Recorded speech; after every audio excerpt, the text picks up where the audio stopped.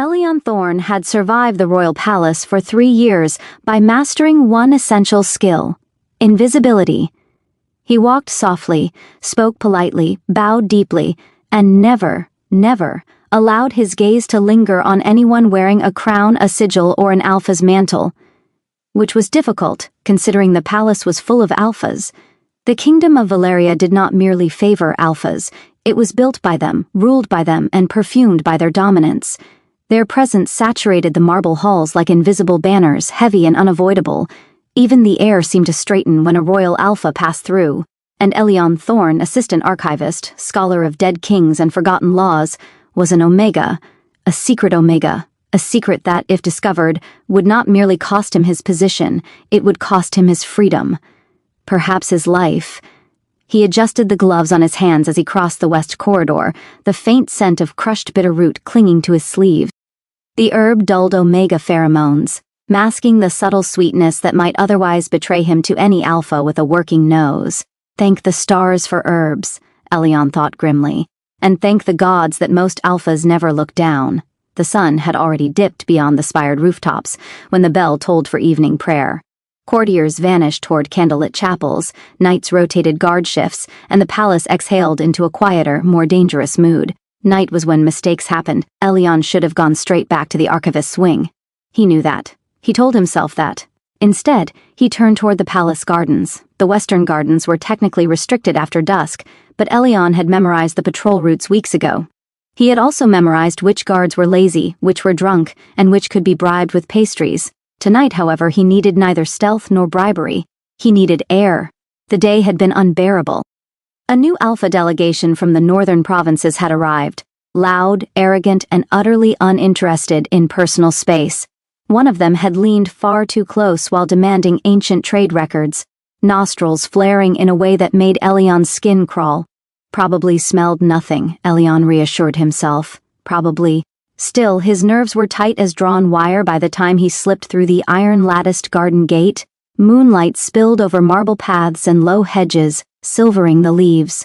Fountains murmured softly, their waters catching starlight like scattered jewels. Night-blooming flowers released their scent into the cool air. Jasmine, moonlilies, ghost orchids. Elion inhaled deeply. For the first time that day, his shoulders loosened.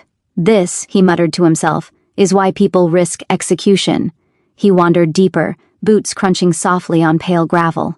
Here, away from the palace walls, the world felt gentler, less sharpened by hierarchy.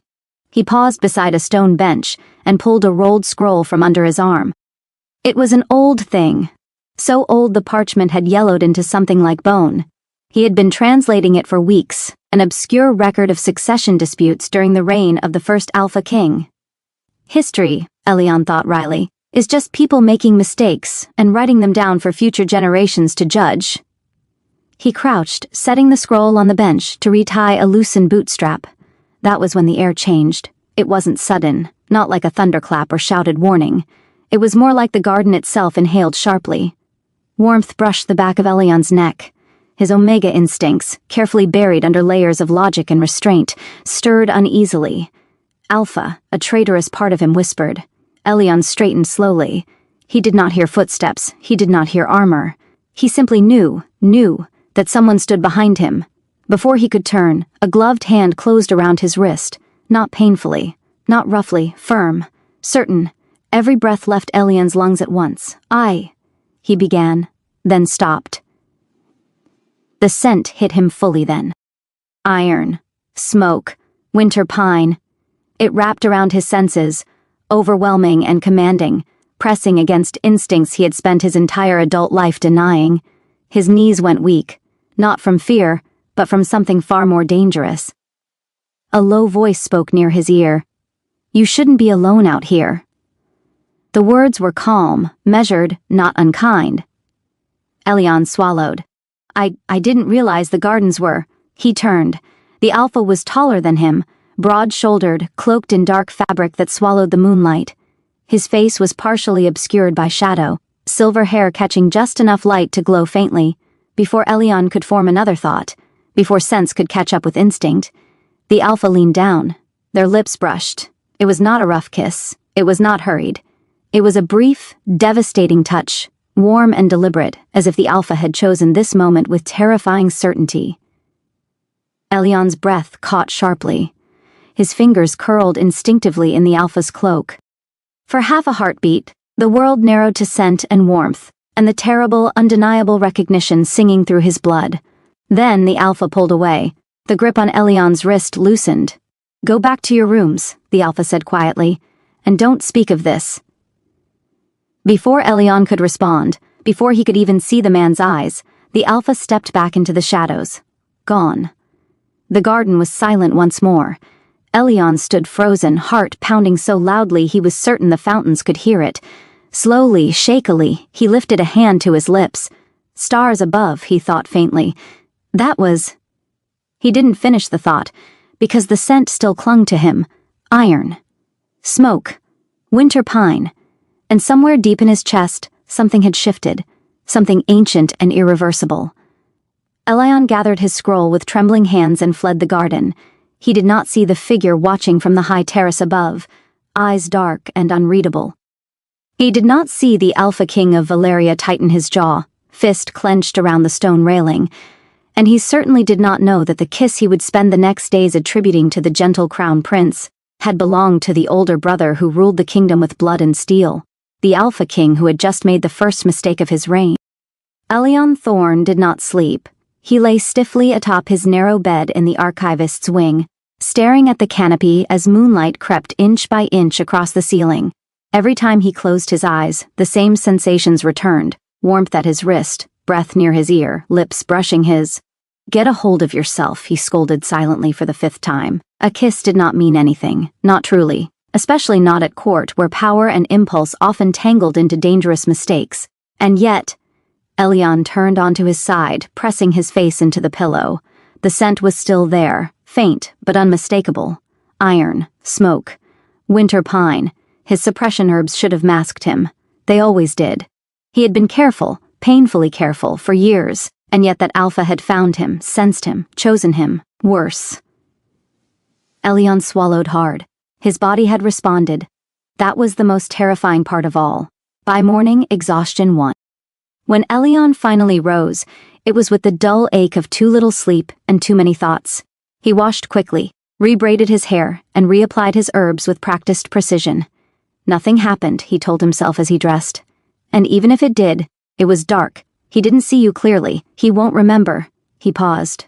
Alphas always remembered. Elion groaned softly and buried his face in his hands. The palace buzzed with activity by the time he reached the great archive. Sunlight streamed through tall, arched windows, illuminating rows upon rows of shelves stacked with the recorded sins of history. Scholars murmured over ink and parchment. Assistants scurried like nervous mice. And standing near the central table, clad in pale blue robes embroidered with silver thread, Prince Calum Valerius smiled. Elion stopped short. The crown prince was exactly as the rumors described, beautiful in a gentle, almost unfair way. His silver-blonde hair was tied neatly at his nape, his posture relaxed, his expression warm and openly kind. Unlike most Alphas, he did not dominate the space around him. Instead, he seemed to invite it. Sunlight clung to him like a blessing. Elion felt his heart stutter. Of course, he thought weakly. Of course it was him. The pieces slid together far too easily. The kindness, the softness of the kiss, the warning spoken without cruelty, the way the Alpha had let him go. The prince often walks the gardens at night, Elion recalled. He prefers quiet places. Everyone knows that. The scent. Elion hesitated. That part didn't quite fit. The prince's scent, at least from a distance, had always been lighter, pleasant, honeyed, but perhaps it had seemed different in the dark. Perhaps his nerves had twisted perception into something sharper. Yes, that must be it. Elion, the prince called when he noticed him. Good morning. Elion startled, then flushed deeply. He bowed so fast he nearly collided with the table. Your Highness, he said, mortified. Good morning. Calum laughed softly. You don't need to bow like you're apologizing for treason. If only you knew, Elion thought. The prince stepped closer, hands clasped loosely behind his back. He leaned over the table, peering at the scroll Elion had brought. Is that the first succession record? Calum asked, eyes lighting up. I've been trying to get permission to read it for weeks. My brother says it's not appropriate reading. Elion's fingers twitched. Your brother? He echoed before he could stop himself. Calum nodded easily. The king? Ah, that brother. Elion's pulse quickened for reasons he did not fully understand. It's dense, Elion said carefully. Full of bloodshed and terrible decisions. That sounds like his idea of appropriate reading, Calum replied with a fond sigh. He smiled again, open, sincere, and Elion felt something warm bloom in his chest. He's kind, Elion thought. Gentle. Of course it was him. The prince's gaze lingered on him, curious. You look tired, Calum said. Did you sleep poorly? Elion's ears burned. Very, he admitted, before he could censor himself. Calum's smile softened. The palace can be overwhelming. I often walk the gardens at night when my thoughts grow loud. Elion's breath caught. He swallowed. Yes, I find them calming. Their eyes met. For a moment, the world seemed to tilt. Then a sharp, oppressive presence cut through the air like a drawn blade. The temperature dropped. Every alpha in the room straightened instinctively. Scholars froze mid-sentence. Assistants lowered their heads. Elion did not need to turn to know who had arrived. King Raiden Valerius stood at the entrance of the Great Archive, cloaked in black and iron gray, crown resting heavy upon his brow. His silver hair was pulled back severely, his expression unreadable, his presence suffocating. Iron. Smoke. Winter pine. Elion's heart slammed violently against his ribs. The king's gaze swept the room, then stopped, locked, directly on Elion. The king's eyes were sharp, assessing, dark with something Elion could not name. Not anger, not surprise, recognition. Elion's knees nearly buckled. Brother, Calum greeted brightly. You're early. Raiden did not look away from Elion as he spoke. I was told you were here, the king said. His voice was deep, controlled, discussing matters you are not yet required to understand. Calum laughed lightly. History is hardly dangerous. It is, Raiden replied. When misunderstood, only then did his gaze shift, reluctantly, from Elion to his brother. Elion exhaled shakily, unaware he had been holding his breath. The king stepped forward, boots echoing against marble. As he passed Elion, their shoulders brushed, just barely. Elion felt it like a spark along his spine. The king paused. For the briefest moment, his hand hovered near Elion's sleeve, close enough that warmth bled through fabric. Then he moved on. Elion stood frozen, heart racing, mind screaming. That's impossible, he thought wildly. It was the prince. It had to be. Behind him, the king spoke quietly. Archivist, Raiden said. Elion flinched. Yes, your majesty. Ensure these records remain secured, the king continued evenly. Some truths are dangerous when touched by the wrong hands. Elion bowed deeply. Oh, of course. Raiden's gaze lingered on the bend of Elion's neck, on the place where an alpha's mark would go. When he finally turned away, the air seemed to rush back into the room. Calum glanced between them, puzzled. Did I interrupt something? The prince asked. Elion straightened, forcing a smile. No, he said softly, not yet. From the doorway, unseen, King Raiden clenched his fist, because the Omega still smelled like the garden, and because the bond, faint but undeniable, had already begun to tighten. If Elion Thorne had possessed even a fraction of the common-sense history books praised so highly, he would have avoided the Crown Prince for the next several weeks. Unfortunately, Elion Thorne was an Omega, whose instincts were already quietly betraying him. And so, 3 days after the incident in the garden, he found himself seated across from Prince, Calum Valerius, at a sunlit table in the Eastern Gallery, sipping tea he absolutely had not agreed to share. At least, not consciously. You take honey with yours, yes? Calum asked pleasantly, already reaching for the jar. Elion blinked. How did you... Calum smiled. You grimaced the first time you drank it without... Elion stared at him. Stars, he thought faintly. He pays attention. That's observant of you, your highness, Elion managed. Nonsense, Calum replied, pouring carefully. I've always believed that noticing small things is the foundation of good leadership. Your brother would disagree, Elion thought, unhelpfully. As if summoned by the thought, a familiar weight pressed at the edge of his awareness. Iron, smoke, winter pine. Elion's hand trembled, sloshing tea onto the saucer. Calum noticed instantly. "Careful," he said gently. "You'll scald yourself." "I'm fine," Elion said too quickly, forcing a smile. "Just clumsy." The Crown Prince tilted his head, studying him, not like a predator, but like someone genuinely curious. "You've been tense lately," Calum said. "Have I done something to trouble you?" Elion nearly choked. No, of course not. I'm honored by your company, that much was true." It was just that every time the prince smiled at him, Elion remembered the garden. And every time the king entered a room, Elion's body reacted in ways that made absolutely no sense. His instincts did not care for logic, they only cared for scent, and the wrong scent lingered far too strongly in his memory. Calum leaned back in his chair, folding his hands. "May I ask you something a little improper?" Elion's spine went rigid. Yes?" The prince hesitated, then smiled sheepishly. "Why do you hide?" Elion froze. He laughed weakly. "I'm not hiding." "You are," Calum said calmly. "From court, from people, from yourself." Elion's heart pounded. Had he noticed? Had he sensed? But Calum's gaze held no suspicion, only warmth. "You're brilliant," the prince continued. "You've read things my tutors never dared teach me. You speak carefully, but when you're passionate, you forget to be small." Elion looked away, throat tight. "Being small keeps one alive," he said quietly. Calum's expression softened. "That may be true," he said, "but it also keeps the world from knowing you." Before Elion could respond, the temperature in the gallery dropped several degrees. The laughter of distant courtiers dimmed. Footsteps echoed, measured, heavy. Elion did not look up. He didn't need to. King Raiden Valerius stopped beside their table. "Brother," the king said coolly, "you're monopolizing the archivist's time." Calum brightened. "We were just discussing history." Raiden's gaze flicked to Elion's teacup, then to Elion. "You seem comfortable," the king observed. Elion swallowed.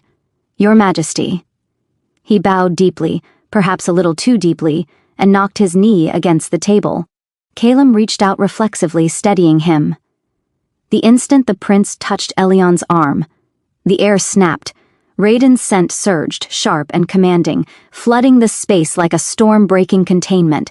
Every alpha in the gallery stiffened.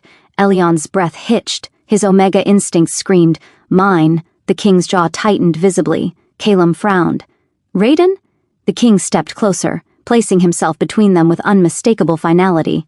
"The archivist has duties," Raiden said, "and you have counsel." Calum blinked. Yes, but now." The single word brooked no argument. Calum sighed, casting Elion an apologetic look. "We'll continue this later?" Elion nodded mutely. As the prince departed, Raiden remained too close.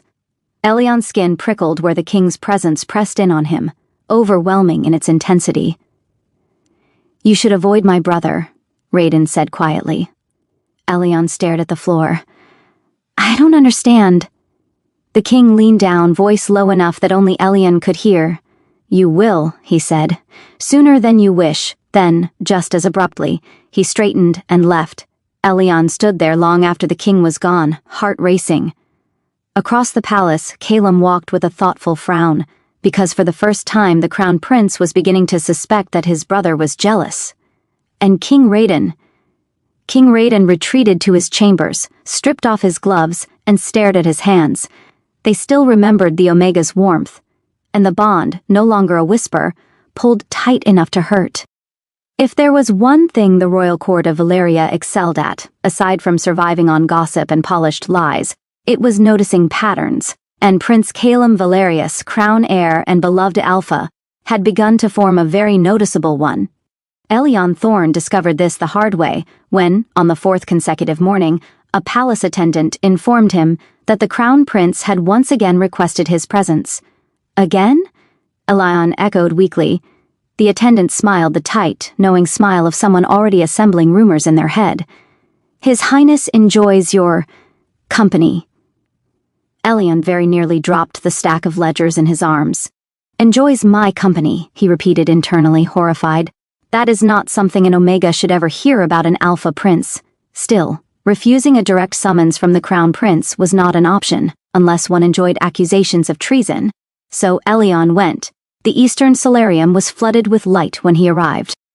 Tall glass panels framed hanging gardens, and soft cushions were arranged around a low table already set with tea, fruit, and, Elian noticed with growing dread, cakes.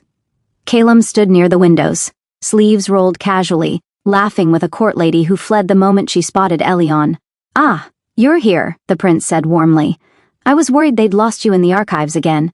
Elian bowed. "Your Highness, come sit," Calum said, gesturing to the cushions. "I've been meaning to ask you something. Every sentence you say is dangerous," Elian thought as he sat.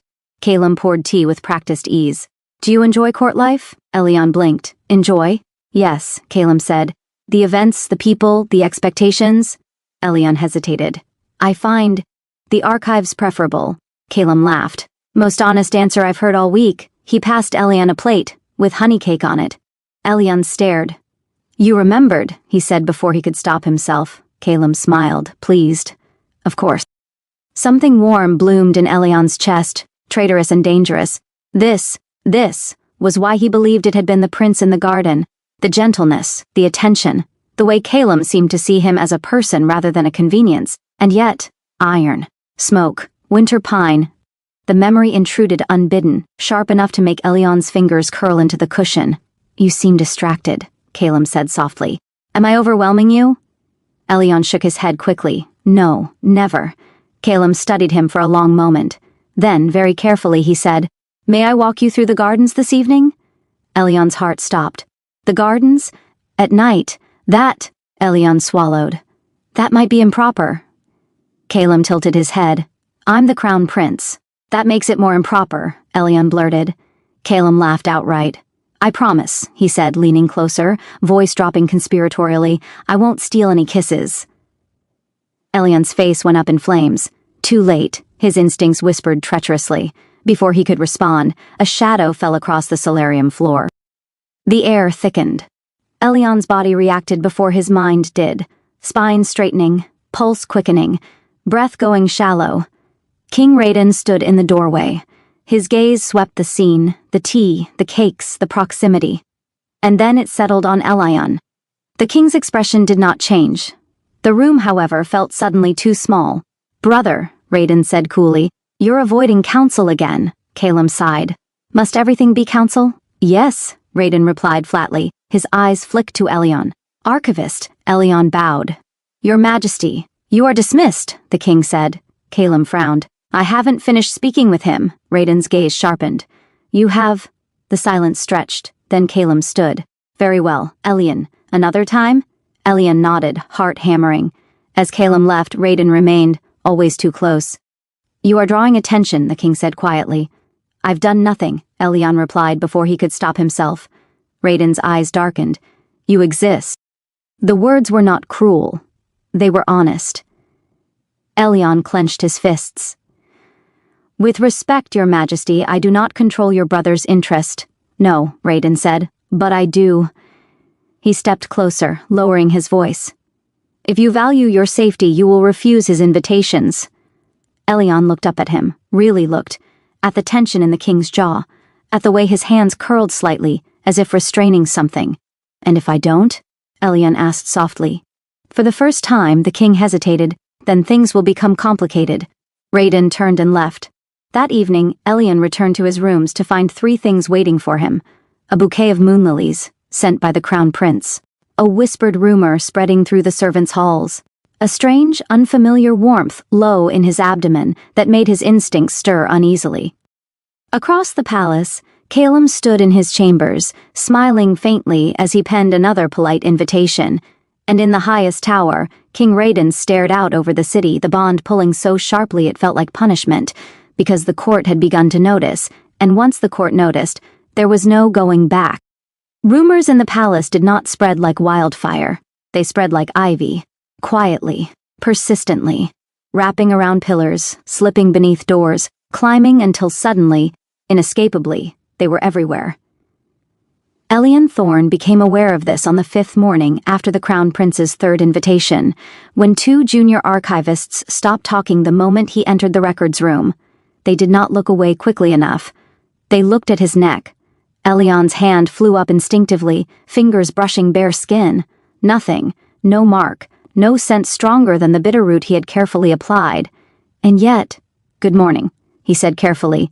"Good morning," they echoed in unison, far too politely. Elyon took his seat, heart pounding. "They know," his instincts whispered. They sensed something. The warmth low in his abdomen had not faded since the previous evening. It wasn't pain. It wasn't sickness. It was awareness, as if his body were waiting. For what? He didn't want to know. He focused on his work, copying fragile texts with painstaking care. Ink steadied his hands when his thoughts would not.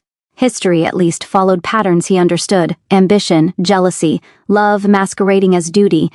By midday, a sealed note arrived. Cream parchment. Royal seal. Elyon stared at it as if it might bite him. Inside, in elegant handwriting, "Elyon, join me for luncheon. I promise no interrogation, only food and honest conversation. Calum." Elyon closed his eyes. This is how Omegas disappear, he thought grimly. Not with chains, but with smiles. Still, he went.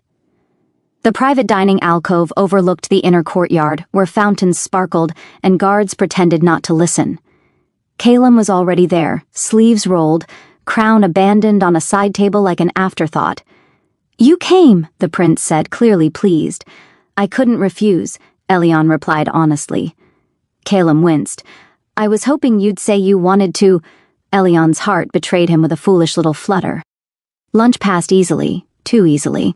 They spoke of books, of forgotten queens, of how Calum hated the way court expected him to smile constantly. "They like me better smiling," Calum said, spearing a grape. "My brother says it keeps them from asking questions." Elyon hesitated. "And what do you think?" Calum shrugged. "I think sometimes people confuse kindness with weakness." Elyon met his gaze. "Your Majesty, kindness is not weakness?" Calum smiled, softer than before. "I'm glad you think so."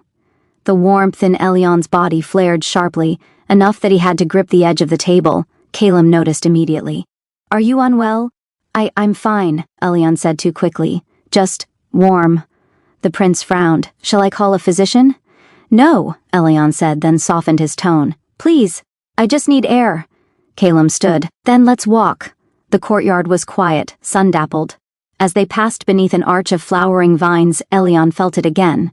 The pull, not toward Calum, but toward the tower above them. His steps faltered. "Your Highness," Elyon said suddenly. "May I ask you something? Delicate?" Calum nodded. "Of course, on the night of the harvest moon," Elyon said slowly. "Were you in the Western Gardens?" Calum blinked. "The harvest moon?" He thought for a moment. "No. I was in council until late. Why?" "The world tilted." Elyon's breath left him in a rush. No reason," he said quickly. "Just curiosity." Calum studied him, concern deepening. "Elyon." The courtyard gates opened. King Radon entered. The moment he did, Elyon's body reacted violently, heat spiking, instincts surging, knees threatening to buckle. Iron, smoke, winter pine. Radon's gaze snapped to Elyon, sharp with alarm. "Brother," Calum said confused. "What is it?" Radon did not answer him. He crossed the distance in long strides, seized Elyon's wrist, the same wrist as that night, and pulled him close enough that only Elyon could hear him. "You're entering preheat," the king murmured grimly. Elyon went pale. "That's impossible. My cycle isn't—" "You were kissed," Radon said. "By an alpha king." Understanding hit Elyon like a blade. His eyes widened. Slowly, he looked up at Radon. At the silver hair, the familiar scent, the memory rearranged itself with horrifying clarity. "You," Elyon whispered. Calum stared between them. "What are you talking about?" Radon released Elyon and straightened. "My mistake," the king said coldly, "has endangered him." Elyon swayed. Calum caught him reflexively. "Radon, what have you done?" Radon's jaw clenched. "Enough," he said. "This ends now." Guards approached at a sharp gesture from the king. "Escort the archivist to the east wing," Radon ordered. "No visitors. No questions." Elyon barely registered being led away. His thoughts echoed with one terrible truth. The kiss had not been gentle kindness. It had been a claim, and claims had consequences. From the courtyard, Calum watched in stunned silence, and for the first time in his life, the Crown Prince realized. His brother was not merely protecting the realm, he was protecting what he believed was already his. Elion Thorne had always believed that confinement would feel dramatic. Cold stone walls, locked doors, guards glaring like executioners. Instead, it felt quiet, too quiet. The East Wing chamber assigned to him was lavish in a way that made his stomach twist. Soft carpets, heavy curtains, a wide bed draped in pale linen, a sitting room stocked with books he had not requested. Fresh flowers on the table, protection disguised as comfort. A gilded cage is still a cage, Elion thought bitterly. He paced, then sat, then paced again. The warmth inside him refused to fade. If anything, it deepened, coiling low in his abdomen, spreading heat through his limbs, sharpening every sensation. His herbs lay useless on the bedside table. He could have swallowed the entire pouch and it would not have mattered, because the bond had already recognized its alpha, and worse, he knows, Elion realized, heart hammering. The king knows exactly what he did. A knock sounded at the door. Elion froze. "It's locked," he said hoarsely. "It's also my door," came a familiar, controlled voice. The lock turned. King Raiden Valerius entered alone. He was not wearing his crown. Without it, he looked less like a ruler carved from iron, and more like a man who had not slept. His cloak was gone, his sleeves rolled, silver hair loose around his shoulders. Iron, smoke, winter pine. The scent surged, and Elion had to grip the edge of the table to remain standing. Raiden noticed immediately.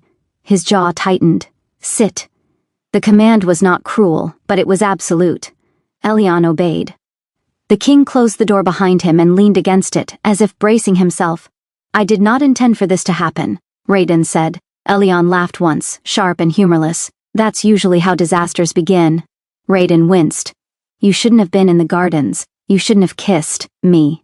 Elion shot back. Silence fell. Raiden pushed away from the door and crossed the room slowly, deliberately, stopping a careful distance away. "I believed you were in danger," he said. "You're sent." "I was suppressed," Elion interrupted. "I have been for years." "Yes," Raiden said quietly. "Which is why it was so faint. Which is why I thought you were already claimed." Elion's breath caught. "You thought..." He trailed off, then stared. "You thought I belonged to someone else?" Raiden's gaze flickered. "Yes. And you kissed me anyway?" Elion demanded. The king's voice dropped. "I confirmed." The words settled between them like a confession and a sin. Elion stood abruptly. "So I was an experiment." "No," Raiden said sharply. "You were a certainty I did not want." Elion turned away, chest tight. "Do you have any idea what you've done?" "Yes," Raiden said. "That's why you're here." Elion laughed again, bitter. "Hidden away so the court doesn't see their king losing control? So you don't die," Raiden snapped. The force of it startled them both. Raiden inhaled slowly, visibly restraining himself. "If the court realizes an unbonded Omega was touched by a royal alpha," he continued, voice low, "they will tear you apart in the name of tradition." "And what about the prince?" Elion asked softly. "He thinks..." Raiden looked away. "He thinks what you let him think," the king said. "That must end." Elion's hands clenched. "You don't get to decide that." Raiden stepped closer, tension radiating from him. "I am the king," he said. "I decide everything." The bond flared, hot, aching, undeniable. Elion's knees weakened. Raiden swore under his breath and caught him before he fell, hands firm on his arms. The contact sent a wave through Elion's body so intense it drew a soft, involuntary sound from his throat. Raiden froze. For a moment neither of them moved. The air between them thrummed. "Your body is responding," Raiden said hoarsely. "I noticed," Elion replied breathlessly. Raiden released him abruptly and stepped back, dragging a hand through his hair. "This is why," he said. "This is why I've avoided Omegas my entire life." Elion stared at him. "You think this is easy for me?" Raiden met his gaze at last.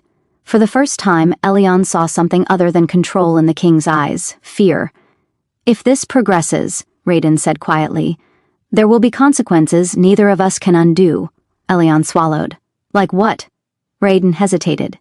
"A permanent bond," he said, "and the possibility of conception."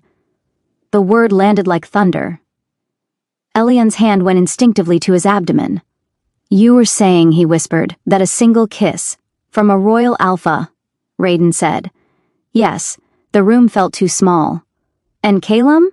Elion asked. "What happens to him?" Pain flickered across Raiden's expression. "He will be angry," the king said, "and hurt." Elion laughed weakly. "You don't sound worried about the throne." Raiden looked at him steadily. "I am worried about you." The admission stunned them both. Outside the chamber, unseen by either of them, Prince Calum stood in the corridor, having arrived moments earlier. He had heard enough. His hands curled slowly into fists, not in rage but in grief. Because the truth had finally taken shape, and because his brother had crossed a line that could never be erased. Prince Calum Valerius had always known his brother was dangerous. He had simply believed the danger was reserved for enemies. The corridor outside the East Wing chamber was dim, lit by wall sconces that flickered uneasily, as if even the fire sensed tension. Calum stood there for a long moment, hand half raised, listening to the sound of voices inside. No, not voices. Silence. The kind of silence that followed truths too heavy to say aloud. When the door finally opened, it was King Raiden who emerged. He stopped short when he saw Calum. For the briefest instant, something unguarded crossed his face. Then the king's mask settled back into place. "Brother," Raiden said evenly, "you should not be here." Calum laughed, soft, incredulous. "You locked an archivist in the East Wing, dismissed half the guard rotation and expected me not to notice?" Raiden's jaw tightened. "This does not concern you." Calum's eyes sharpened. "It concerns him." Raiden did not respond. That silence was answer enough. Calum stepped closer, lowering his voice. "Was it you?" Raiden closed his eyes once. "Yes." The single word struck like a blade. Calum inhaled sharply. "The garden, yes. The bond, yes." For several heartbeats, Calum said nothing. When he finally spoke, his voice was calm in a way that frightened even him. "You kissed an unclaimed Omega," Calum said. "At court." "I believed he was already claimed," Raiden replied. Calum let out a broken laugh. "That's your defense?" Raiden's gaze flicked up, steel hard. "It is the truth. And when you realized he wasn't?" Calum demanded. Raiden's silence stretched too long. Calum's hands trembled. "You kept him. I protected him. You isolated him. I saved his life. You took away his choice." Calum snapped. The words echoed down the corridor. From inside the chamber, Elion stirred. The warmth in his body spiked sharply at the sound of raised voices, at the unmistakable pull of alpha confrontation. He pressed a hand to the door, heart racing. "Calum," he thought weakly. Outside, Raiden exhaled slowly. "If the court discovers the bond, they will force matters to conclusion." "And what conclusion is that?" Calum asked bitterly. Raiden met his gaze. "Marriage, or exile, or execution." Calum went pale. "You're talking about him like a political problem." "I am talking about survival," Raiden said. "Yours, his, the kingdom's. And what about love?" Calum asked quietly. Raiden's eyes flickered. "Love has never protected anyone." Calum shook his head. "You don't know that." He stepped past Raiden and reached for the door. Raiden caught his wrist. "Do not go in there," the king said sharply. "Your presence will worsen his condition." Calum froze. "His condition?" Raiden's grip tightened, then loosened. "He is entering heat." Calum's breath hitched. "Already?" he whispered, but his cycle was disrupted by the bond, Raiden said grimly. "Which is why I am here. Which is why you cannot be." Calum pulled his wrist free, eyes burning. "You don't get to decide who comforts him." "Yes," Raiden said quietly. "I do." The words shattered something. Calum laughed again, this time hollow. "You've already chosen, haven't you?" Raiden did not deny it. Inside the chamber, Elion slid down the door, knees giving out as the heat surged painfully.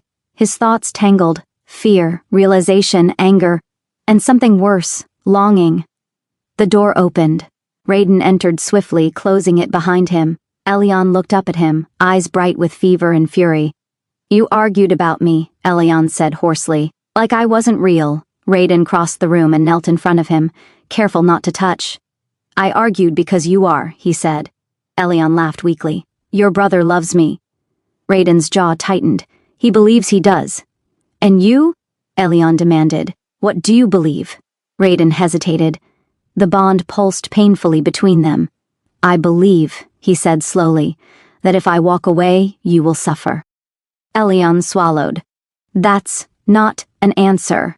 Raiden met his gaze fully now. "I believe," he said, "that the kingdom will burn before I allow harm to come to you." Elyon's breath shook. "That's worse," he whispered. Outside the chamber, Prince Calum leaned against the wall, eyes closed. For the first time in his life, the beloved crown prince felt powerless, because he finally understood. This was not a rivalry. It was a claiming already in motion. And once an Alpha King chose, history showed that nothing stopped him. Heat did not arrive like a storm. It arrived like a tide, slow at first, warmth pooling beneath Elyon's ribs, breath coming just a little too fast, skin feeling too tight for his bones, then stronger, pulling, dragging every thought toward one unbearable truth. Alpha. He curled on the carpet near the bed, fingers gripping the fabric as if it might anchor him to reason. His suppression herbs lay scattered nearby, useless now. The bond had burned through them like dry leaves. Across the room, King Raiden stood utterly still. Every instinct in him screamed to close the distance, to gather, to shield, to claim fully what had already answered him. His scent pressed hard against the walls, iron and winter and smoke, thick enough to make the candles gutter. He hated it. He hated that his body recognized Elyon's distress as command. He hated that the bond felt right. "Elyon," Raiden said carefully, voice low and controlled. "Listen to me." Elyon laughed weakly. "You say that like I have a choice." Raiden knelt several paces away, palms flat on his thighs, deliberately non-threatening. It cost him effort, visible, grinding effort. "I will not touch you without consent," the king said, "no matter what instinct demands." Elyon lifted his head, eyes glassy. "You already did." Raiden flinched. "That kiss," Elyon continued hoarsely. "You didn't ask." "I know," Raiden said, "and I will carry that mistake for the rest of my life." The honesty startled Elyon more than anger would have. The warmth surged again, sharper this time, and Elyon gasped, folding in on himself. Raiden's hands twitched. "Your heat is accelerating," he said grimly. "The bond is pulling us together." Elyon dragged in a shaky breath. "Then break it," Raiden's eyes snapped up. "You know I can't." "Because you're king," Elyon snapped back. "Or because you don't want to?" The question landed hard. Raiden was silent too long. "That," Elyon whispered bitterly, "is what I thought." Before Raiden could answer, a sharp knock echoed through the chamber. 3 precise strikes. Both men froze. "My king," came a voice from beyond the door, captain of the guard, formal and tense. "The council requests your presence.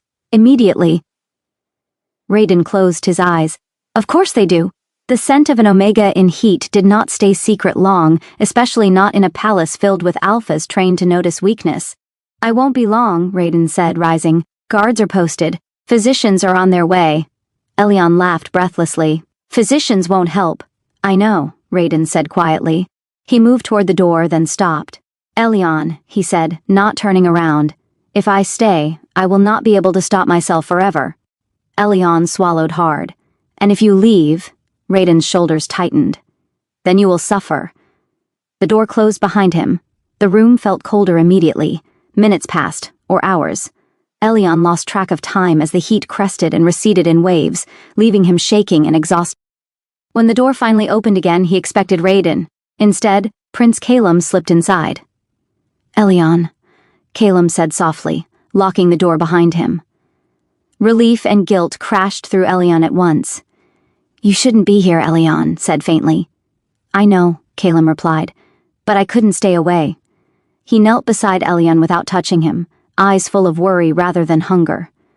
"You're burning up," Calum murmured. "I brought cooling drafts, and water." Elyon accepted the cup with trembling hands. "You're kind," Elyon whispered. "That's why I thought it was you," Calum stilled. "Thought what was me?" Elyon closed his eyes. "The kiss," he said. "I thought it was you." The silence that followed was fragile as glass. Calum exhaled slowly.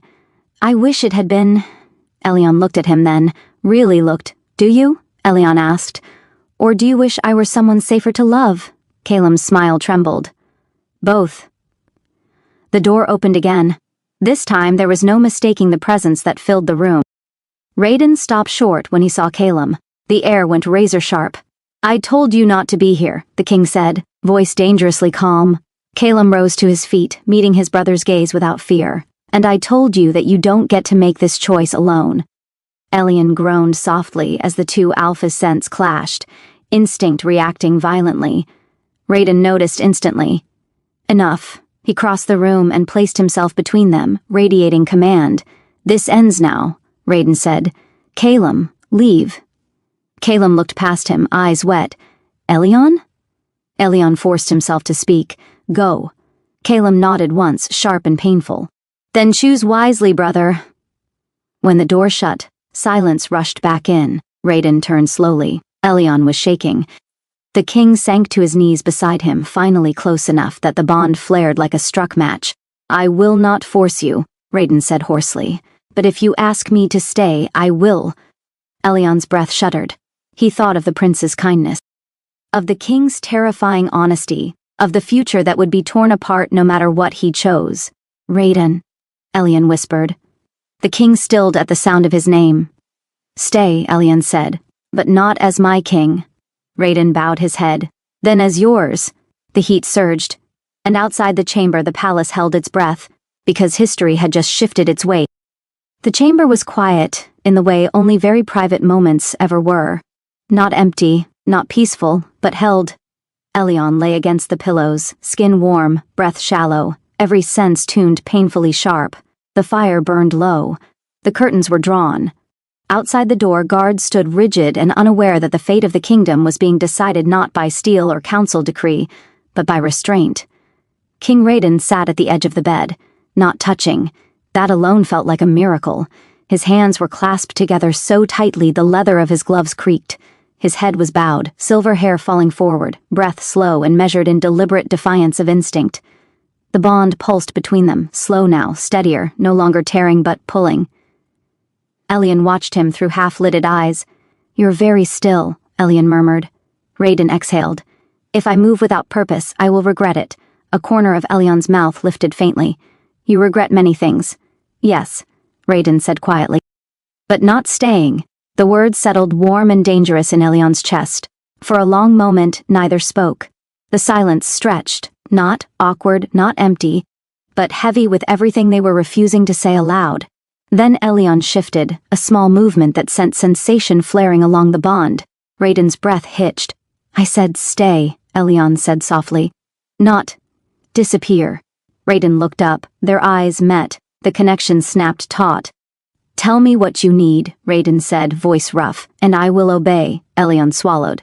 The honesty in that, obedience from a king, was almost too much. "Sit closer," Elyon said. Raiden moved immediately, careful and controlled, stopping just close enough that their knees brushed. The contact sent a quiet shiver through Elyon. Raiden froze again.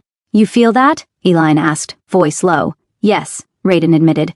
"Every part of me does." Elyon lifted a trembling hand. It hovered between them, uncertain. Raiden did not move. "You won't," Elyon began. "I won't touch you unless you ask," Raiden said. "Even if it undoes me." Elyon's fingers curled into the front of Raiden's tunic. The pull was immediate, sharp, breath-stealing, right.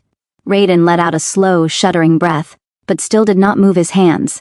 "Is this still a mistake?" Elyon asked quietly. Raiden closed his eyes. "It is the most dangerous truth I have ever known." "That's not an answer." Raiden opened his eyes again. "No," he said. "It isn't." The bond surged, not wild, not painful, but deep and resonant, like something ancient finally settling into place. Elyon leaned forward until his forehead rested against Raiden's chest. The king stiffened, then slowly, carefully, lifted one hand and rested it at Elyon's back, fingers spread wide, grounding rather than claiming. Elyon exhaled. "There," Elyon whispered. "That." Raiden's hand tightened just slightly. The warmth inside Elyon eased, no longer frantic, no longer clawing. The heat didn't vanish, but it softened, reshaping itself around presence rather than urgency. Raiden realized it at the same moment Elyon did. "It's stabilizing," the king murmured. Elyon nodded faintly. "You anchor me." The words hit harder than any accusation ever had. Raiden rested his chin lightly against Elyon's hair, inhaling slowly, not feeding the bond but acknowledging it. I have ruled armies, Raiden said quietly, passed judgments that ended bloodlines. But this... He hesitated. This terrifies me. Elyon tilted his head just enough to look up at him. Because you can't command it? Yes. Elyon smiled, soft and tired. Good. Raiden huffed a quiet, surprised laugh. His first in years. The sound settled something between them. Minutes passed like that. No rush, no claiming, just shared breath and closeness that felt more intimate than anything the bond demanded. Then Elyon's hand drifted, resting flat against Raiden's chest. His heartbeat was steady, strong, human. Raiden, Elyon said softly, when this is over, what happens to me? Raiden did not answer immediately. When this is over, he said at last, the court will rage, my brother will grieve, the kingdom will demand explanations. Elyon's fingers tightened. And you? Raiden leaned down, resting his forehead against Elyon's. I will stand between you and all of it, he said, whether you remain at my side, or choose to walk away. Elyon searched his face for arrogance, found none, only resolve. That sounds like love, Elyon whispered. Raiden's breath caught. I don't know what love is, the king admitted. But if it means choosing you even when it costs me everything. Elyon closed the distance and pressed a gentle kiss to Raiden's jaw, not claiming, not desperate, just there. Raiden's hand tightened at Elyon's back as if it were the only thing keeping him upright. Outside the chamber, the palace whispered. Inside, the bond held, quiet, deep, and irrevocably changed. And somewhere, unseen and unnoticed, something new began to stir. Not yet a certainty, not yet a promise, but a future that would not be denied. Alpha King Raiden stood at the foot of the bed, a towering figure of raw primal power. His broad shoulders strained against the half-unlaced black velvet doublet, revealing the hard planes of a chest marked by faint scars from battles long won. His hair, thick and raven dark, fell in wild waves to his shoulders, framing a face carved from granite, high cheekbones, a square jaw shadowed with stubble, and eyes that burned molten gold, the unmistakable sign of his alpha nature stirring. The air around him thrummed with barely leashed dominance, the scent of cedar smoke, leather, and raw musk rolling off him in waves that made the room feel smaller, hotter. Elyon knelt on the bed in nothing but the sheer white linen shift that had been his only garment when Raiden had carried him here from the archives hours earlier. The fabric clung to his lithe, elegant frame like mist. Pale skin luminous in the candlelight, long midnight hair spilling over slender shoulders and down his back in silken rivers. His storm-gray eyes were wide, pupils blown with a heady mix of reverence and hunger. He'd always been beauty incarnate, delicate features, high cheekbones flushed pink, full lips parted on shallow breaths. But tonight, under Raiden's gaze, he looked utterly claimed already. Marks from earlier kisses blooming like roses along the column of his throat. Raiden shed his doublet with deliberate slowness, letting it fall to the floor. Muscles rippled under golden skin as he stalked forward, every movement predatory grace. You've been teasing me all day, he growled, voice low and rough, vibrating through Elyon's bones. Bent over those ancient tomes, presented like an offering while you pretended to read. Did you think I wouldn't notice how your scent changed every time I walked past? Elyon shivered, fingers twisting in the sheets. I only wanted to finish cataloging the new scrolls from lies. Raiden climbed onto the bed, the mattress dipping under his weight. He caught Elyon's chin in one large hand, tilting his face up. You wanted this, wanted me to drag you here and remind you who you belong to.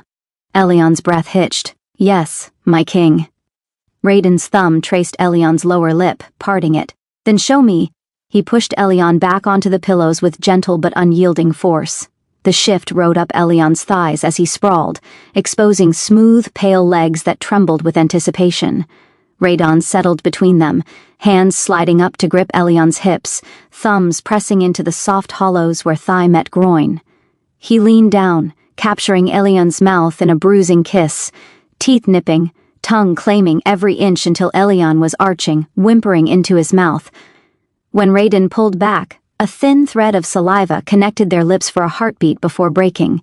He trailed biting kisses down Elyon's throat, over the fluttering pulse, then lower, sucking hard enough to leave fresh bruises over the old one. Elyon's hands flew to Raiden's shoulders, nails digging in as the king's mouth through the thin linen.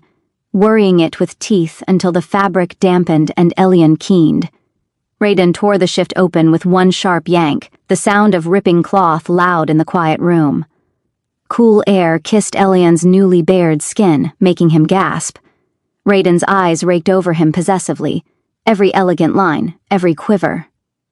"Beautiful," he murmured, almost reverent, before dipping his head again. The vibration sent shocks through Elion, he sobbed, fingers tangling in Raiden's hair, torn between pulling him closer and pushing him away from the overwhelming pleasure. But Raiden was relentless, until Elion was writhing, babbling pleas. "Please, Raiden, need you inside." Raiden hooked Elion's legs over his shoulders, folding him nearly in half. The position left Elion exposed, vulnerable, utterly at the Alpha's mercy. "Look at me," he commanded. Elion obeyed, gray eyes locking with molten gold. "Say it." "You're mine," Elion whispered, voice trembling. "Only yours." Then he moved. Slow at first. Raiden's growls mingled with Elion's cries, raw, animalistic, reverent. He shifted angles, hitting that perfect place over and over until Elion was sobbing, tears streaking his temples. "Close, please, let me, come for me," Raiden snarled, teeth grazing the crook of Elion's neck where the mating mark would one day scar. "Let the whole palace hear who owns you." They collapsed together, sweat slick and trembling. Raiden rolled them so Elion lay draped across his chest, still joined, his knot slowly swelling to lock them together. Gentle fingers carded through Elion's damp hair as the Alpha pressed soft kisses to his temple. "Mine," Raiden murmured again, voice wrecked with tenderness. Elion nuzzled into the crook of his neck, smiling sleepily. "Always." The candles burned lower, shadows lengthening across the room as the two drifted in sated quiet, the Alpha King's claim sealed once more in the privacy of their bed. Time lost meaning. The world beyond the chamber ceased to exist. There was only breath and skin and the quiet, powerful certainty of being chosen, not as king or Omega, not as mistake or consequence, but as this, later. How much later Elion could not say. He lay boneless and warm, pressed close, Raiden's arms secure around him. The bond was no longer restless, it was settled. Raiden brushed his thumb along Elion's spine, slow and thoughtful. "Nothing about tomorrow will be easy." Elion smiled faintly, eyes closed. "I've read history. It never is." Raiden lowered his head, pressing a gentle kiss to Elion's shoulder, possessive without force, intimate without claim. "Whatever comes," Raiden said quietly, "you will not face it alone." Elion's hand drifted to his abdomen, instinctive and unconscious. The bond hummed, soft, deep, unmistakable. Neither of them spoke it aloud. They didn't need to. Outside, the palace waited. Inside, something irreversible had taken root. Morning arrived like an accusation. Gray light filtered through the tall windows, illuminating a room that still smelled, faintly of smoke and winter pine, of iron restraint finally loosened. Elion woke slowly, warmth lingering beneath his skin, the bond quiet but unmistakably there, secure, settled, real. For one fragile moment he allowed himself to breathe, then the palace exploded.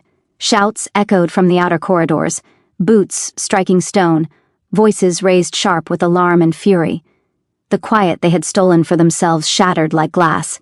Raiden was on his feet instantly, armorless, crownless, but every inch the Alpha King. "Stay here," he ordered softly. Elion sat up.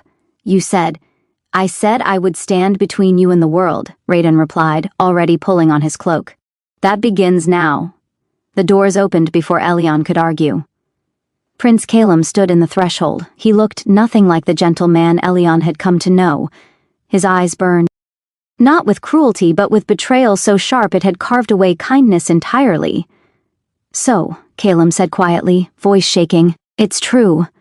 Raiden stepped forward, blocking Elion from view without even looking back. "Yes," that single word ignited the room. "You didn't deny it," Calum breathed, incredulous. "You didn't hesitate." "There is nothing to deny," Raiden said evenly. Calum laughed, once broken and disbelieving. "You took him, I chose him. You claimed him," Calum snarled, alpha instincts flaring hot and violent. His scent surged, sun-warmed, linen scorched into something bitter and sharp. Elyon flinched despite himself. Calum noticed. That hurt most of all. "You're afraid of me now," Calum said hoarsely, looking at Elyon. "I never wanted that." Elyon swallowed. "Calum." "Don't," the prince said, holding up a hand. "Don't soften it for me." He turned back to his brother, fury finally breaking free. "You were my king," Calum said, "my shield, and you couldn't even spare me the truth." Raiden's jaw tightened. "I spared you bloodshed." Calum stepped closer, voice dropping to a lethal calm. "You spared yourself." The bond stirred, uneasy. Raiden met his brother's gaze without flinching. "If you want to hate me, do it honestly." "I do," Calum said. "I hate that you knew exactly what you were doing." The words landed harder than shouting ever could. Guards crowded the hall now. Counselors gathered, whispering urgently. The air buzzed with political hunger. "The council demands explanation," one advisor said carefully. "An Omega in heat, a royal bond. This cannot be hidden." "I'm not hiding it," Raiden said coldly. "I'm ending discussion." Calum laughed again, sharp as breaking glass. "You think rage only belongs to you." His gaze flicked to Elyon one last time. "You were right," Calum said softly. "Kindness is not weakness." Then his eyes hardened. "But neither is wrath." He turned and strode away, scent burning like a warning. Elyon's hands trembled. Raiden felt it instantly. He turned, cupping Elyon's face gently, grounding him. "Look at me," Raiden said quietly. "Not him." Elyon met his eyes.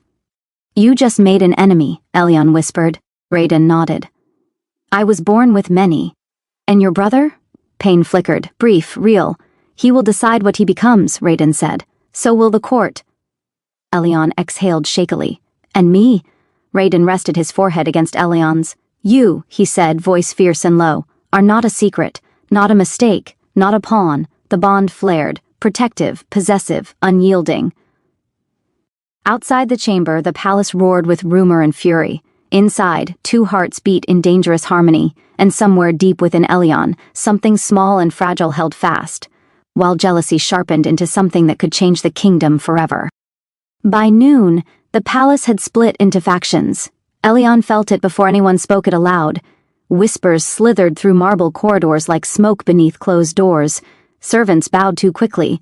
Courtiers watched too long. Every smile was measured, every courtesy edged with calculation.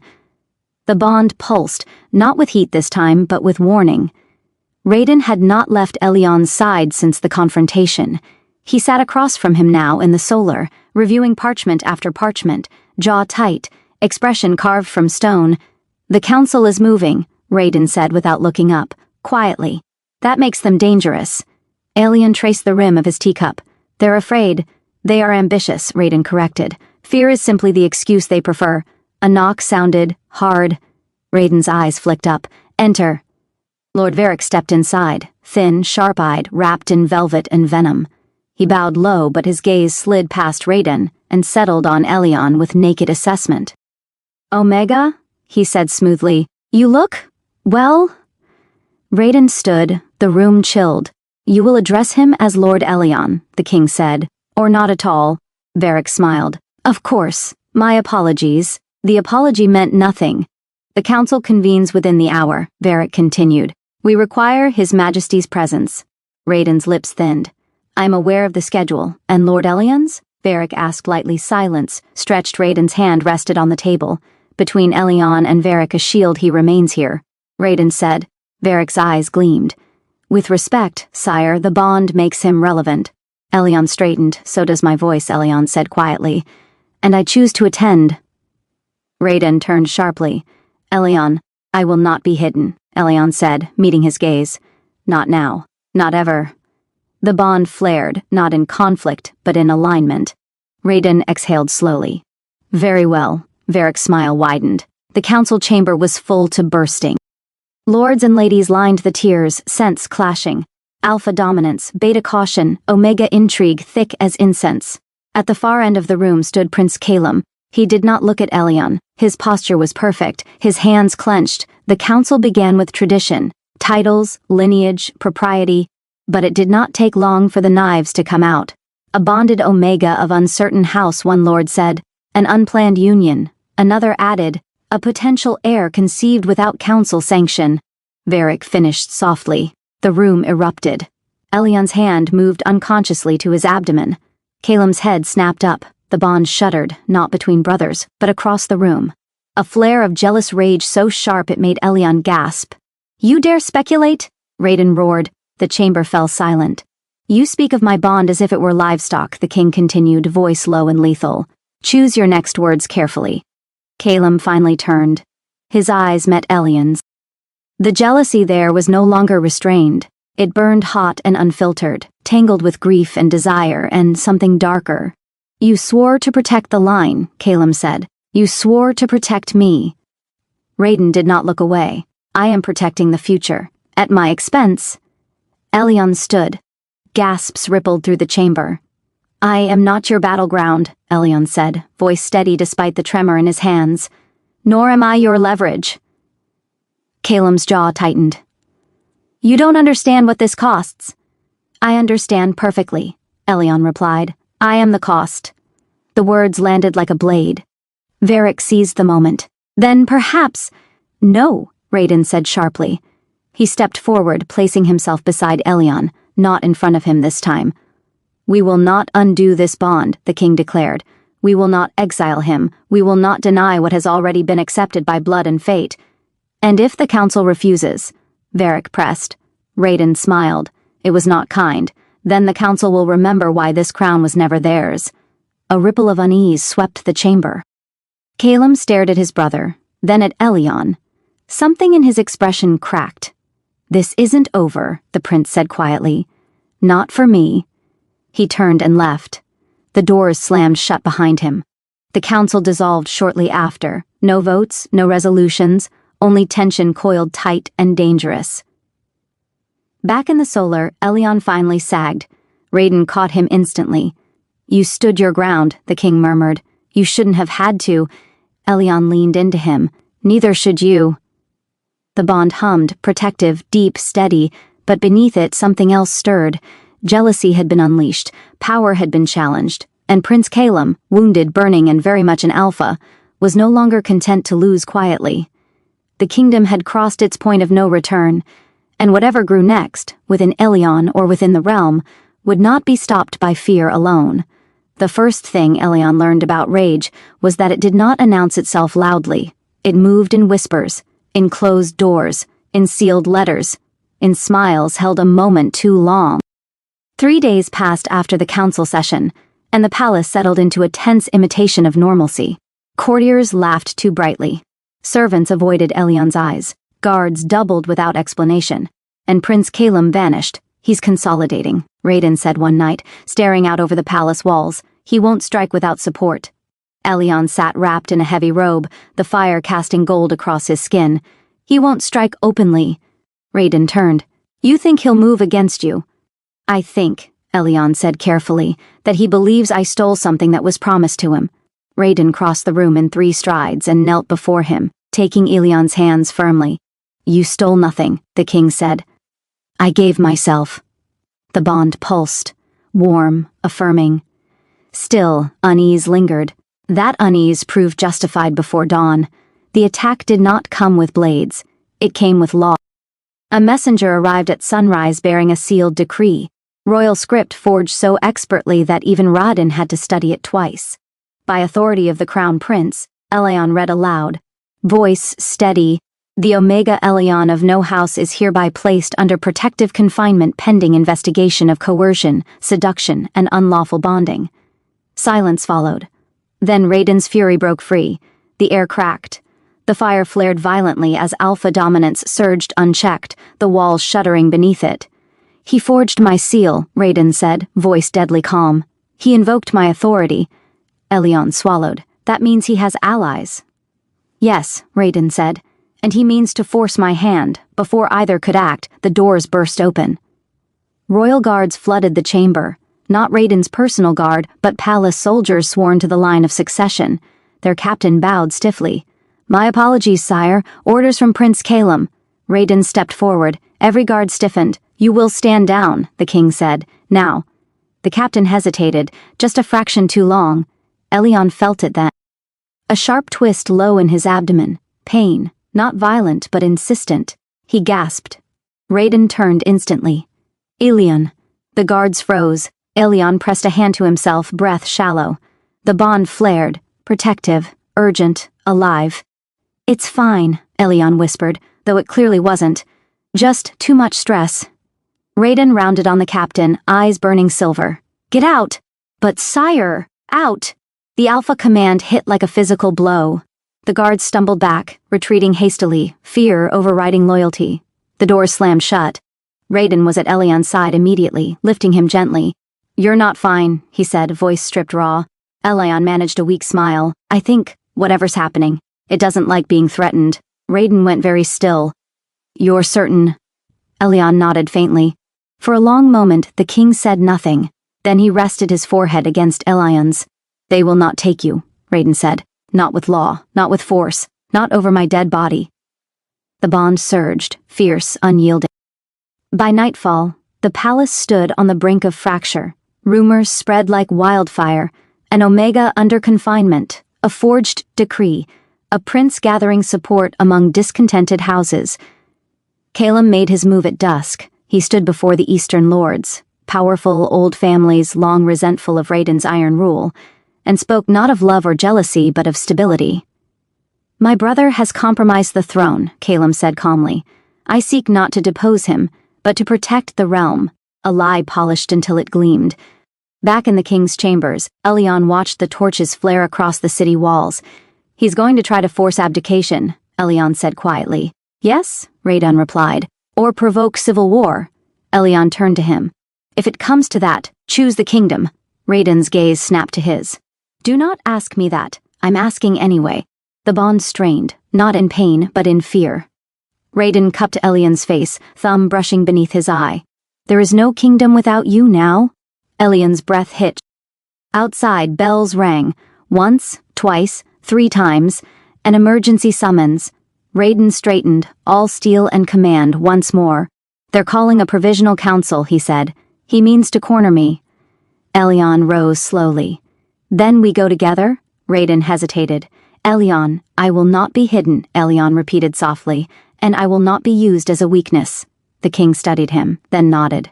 Hand in hand, bond blazing like a living thing, they stepped toward the doors.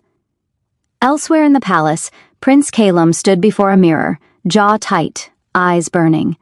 I loved you first, he whispered. To Elion, to the bond, to the crown. And love, twisted by jealousy, prepared to become something far more dangerous. The bells did not stop ringing. By the time Raiden and Elion entered the grand assembly hall, the sound had become a constant, throbbing presence, metal crying against metal, echoing through the palace like a warning too late to be heeded. The hall was already full, too full. Nobles crowded the tiers, cloaks heavy with house sigils. Guards lined the walls in unfamiliar formations, too many bearing the colors of the Eastern Lords. At the center dais stood Prince Calum. He wore white, not mourning white, ascension white. Elion's breath caught. Raiden felt it through the bond and tightened his grip, grounding him. Stay with me, he murmured. I am, Elion replied, steady even as his pulse raced. The doors slammed shut behind them. The sound echoed like a verdict. Calum turned. For a heartbeat, the brothers simply stared at one another. Then Calum smiled. Brother, he said warmly, you came. Raiden's voice rang across the hall. End this farce. A murmur rippled through the assembly. Calum gestured, and the bells finally fell silent. Lords and ladies of the realm, Calum began, his voice calm, measured, devastatingly sincere. I regret that we gather under such strained circumstances. Raiden stepped forward. You forged my authority. Yes, Calum said easily. To stop you, gasps erupted. Elion felt the bond surge, Raiden's fury burning hot and controlled, a blade held just shy of striking. You accuse your king, Raiden said, publicly. I accuse my brother, Calum replied, of endangering the throne. He turned, gesturing toward Elion. This Omega, Lord Elion, Raiden snapped, Calum's smile sharpened, has compromised His Majesty's judgment. A bond formed without council consent, an heir conceived without sanction. The hall erupted. Elion stepped forward. Yes, he said clearly. Silence fell like a dropped blade. Yes, Elion repeated louder. The bond is real, the child is real, and neither were mistakes. Calem's composure cracked. Just for a moment. You think courage absolves consequence? Calem demanded. No, Elion replied. But truth leaves fewer corpses than lies. The bond flared, strong, resonant, unashamed. Raiden placed himself beside Elion, not in front of him. Stand down, Calem, the king said. This ends now. Calem laughed, a bitter, broken sound. You don't see it, he said softly. You never did. He raised his hand. Half the guards in the room shifted, spears angling inward. The Eastern Lord stood, the coup revealed itself in a single, horrifying instant. You are relieved of the crown, Calem declared. By authority of the Provisional Council. Steel rang as weapons were drawn, the bond exploded. Raiden stepped forward, alpha dominance slamming outward like a shockwave. Several guards staggered back, choking, knees buckling. I am your king, Raiden roared. And you will kneel. Many did, but not all. Chaos erupted. Elion was pulled back as Raiden surged ahead, a living force of command and fury. The room shattered into screams, clashing steel, overturned benches. Protect the Omega! Someone shouted. Elion's hand flew to his abdomen as pain flared sharp and terrifying. Raiden! He cried. The king turned instantly.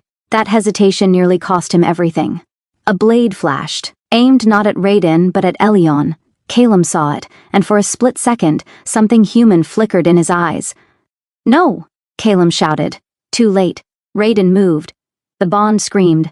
Steel met steel as Raiden intercepted the blow, the blade slicing across his shoulder instead.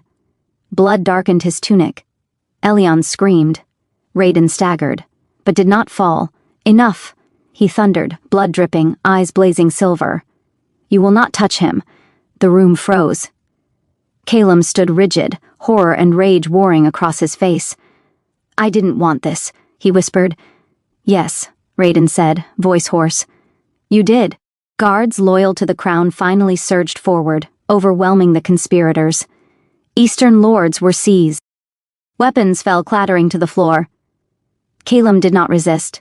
He stared at the blood on Raiden's shoulder, at Elion, pale and shaking but standing. I loved him, Calem said quietly. Raiden's voice softened, just a fraction. I know. Calem straightened, eyes hardening once more. Then do what kings do, he said. Choose. Raiden looked at Elion, at the bond, at the future burning fragile and bright between them. I have, he said. Calem closed his eyes. Take him away, Raiden ordered. As Calem was led from the hall, his gaze met Elion's one last time, not with hatred, but with grief sharp enough to cut. The hall slowly emptied. When it was over, when the blood was cleaned and the traitors named, Raiden swayed. Elion caught him. I'm here, Elion whispered fiercely. Stay with me. Raiden rested his forehead against Elion's, breath ragged. I will, he promised. I swear it. The crown had held, but it had bled. And the kingdom would never forget the day jealousy turned into treason, and love stood at the center of the storm, unbroken. The palace smelled of iron and ash, not from flames, there had been none, but from blood scrubbed too hastily from marble floors, from fear soaked into stone that had witnessed too much in a single day. Elion had not left Raiden's side. He sat beside the bed in the king's private infirmary chamber, fingers laced tightly with Raiden's, as healers moved in careful silence around them. The gash across Raiden's shoulder had been deep but clean. The danger had passed hours ago. Still, Elion did not let go. Raiden stirred just before dawn. His eyes opened slowly, unfocused at first, then sharpened the moment he felt Elion's grip. You're still here, Raiden murmured. Elion's breath left him in a shaky laugh that was half sob. I told you, I don't leave. Raiden's fingers tightened weakly. Good, because I don't think I could stand it if you did. The bond pulsed, soft, steady, alive. The healer cleared his throat discreetly. His Majesty will recover fully, he said, but he must rest. Raiden's gaze never left Elion. Then rest we will. The healer hesitated, then glanced meaningfully at Elion's hand, still resting protectively at his abdomen. There is another matter, the healer said carefully. Elion stiffened. Raiden's eyes sharpened instantly. Speak, the healer swallowed.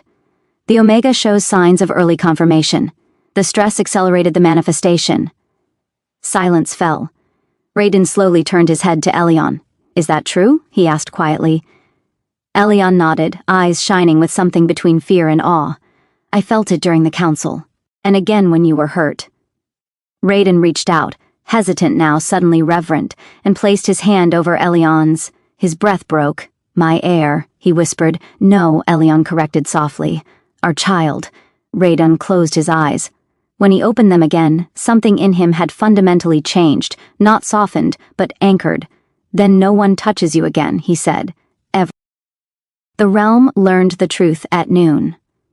Raiden stood before the court, arm bandaged, crown gleaming under the high windows. Elion stood beside him, not behind, not hidden, dressed in deep royal blue, hands steady despite the weight of every gaze in the hall. Prince Calum was absent, imprisoned in the northern tower, stripped of command but not of blood. "Yesterday," Raiden said, voice carrying without effort, "this kingdom stood on the edge of civil war." The court listened, silent, shaken. "The cause was not an Omega," he continued, "nor a bond. It was ambition disguised as concern."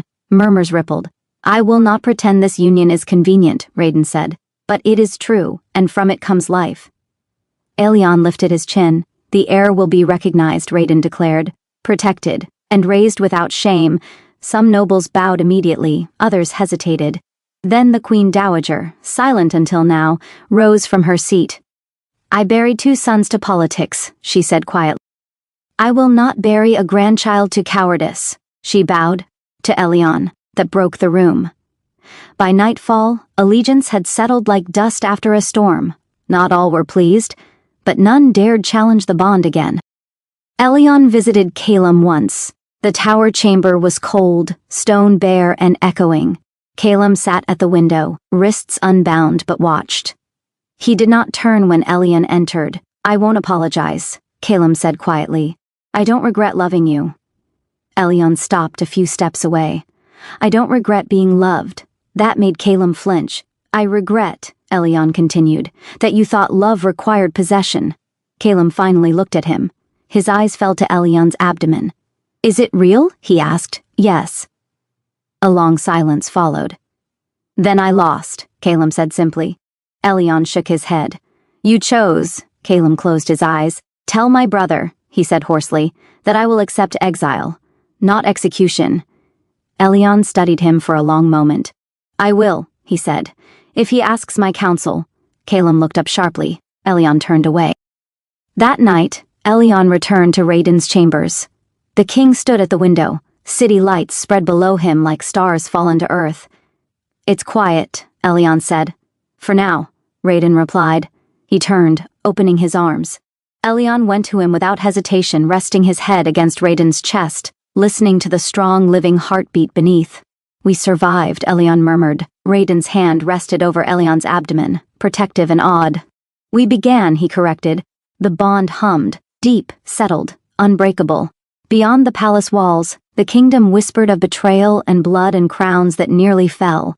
But inside the chamber, something gentler took root. Not peace, not certainty, but a future, hard-won, fiercely guarded, and alive. Peace never arrived all at once. It crept in cautiously, like an animal testing unfamiliar ground, easily startled, quick to flee at the first sign of danger. In the days following the coup, the palace breathed more softly, but the kingdom beyond its walls began to stir. Elion felt it before he heard it. The bond had changed again, not dramatically, not painfully, but with a constant, low awareness, as though his body were listening to more than his own heartbeat now. Some mornings he woke dizzy, other times oddly calm. The healers called it attunement. Raiden called it the beginning.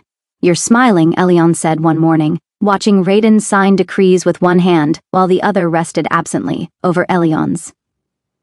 "I was imagining which of the counselors will faint first," Raiden replied dryly. "When I announce the betrothal?" Elion snorted despite himself. "You enjoy chaos. I endure it," Raiden corrected. "There's a difference." The doors opened before Elion could retort. This time, the arrival was announced properly. "Lady Merwin of the West March," the herald intoned, "Ambassador of the Iron Coast." The woman who entered was tall, broad-shouldered, her dark hair braided tight against her scalp. She wore practical armor beneath her diplomatic cloak, and her eyes, sharp assessing, swept the room in a single glance. She bowed to Raiden, then, unexpectedly, to Elion.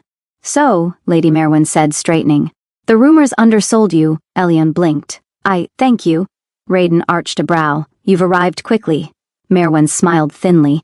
"A civil war avoided is still a civil war nearly had. The West March likes to know which way the wind blows." "And?" Raiden asked. Merwin looked directly at Elion. "It blows toward him." The bond warmed, steady, reassuring.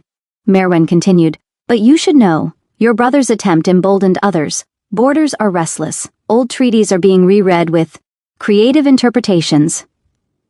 Raiden sighed. "Of course they are." Before the discussion could deepen, another interruption arrived, this one unannounced. A man in scholar's robes burst into the chamber, hair disheveled, eyes wild with excitement. "Your Majesty," he gasped, skidding to a halt. "I beg forgiveness, but this cannot wait." Raiden pinched the bridge of his nose. "Arch-Scholar Thesrin, you're bleeding." Thesrin looked down at his ink-stained sleeve.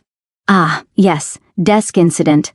Elion smiled faintly, Thesrin noticed, and froze. "Oh," he breathed. "Oh, that explains everything," Raiden groaned. "If you say the word fate—" "The bond," Thesrin said reverently. "It's older than the kingdom." Merwin crossed her arms. "That sounds inconvenient." Thesrin ignored her. "There are records, pre-unification texts, of Alpha Kings bonded to unexpected Omegas. Each time the realm underwent enormous change." Elion stiffened. "Change how?" Thesrin hesitated. "Expansion," he said finally. "War, reformation, or collapse." Silence followed. Raiden's jaw tightened. "Which outcome are we due for?" Thesrin adjusted his spectacles. "That depends on how many enemies you've already made." Merwin snorted. "Too many." As if summoned by the words, the doors opened again, this time revealing a young woman in traveling leathers, her hair cropped short, eyes sharp and wary. She bowed quickly. "Scout Captain Ysera, returned from the northern border." Raiden straightened. "Report."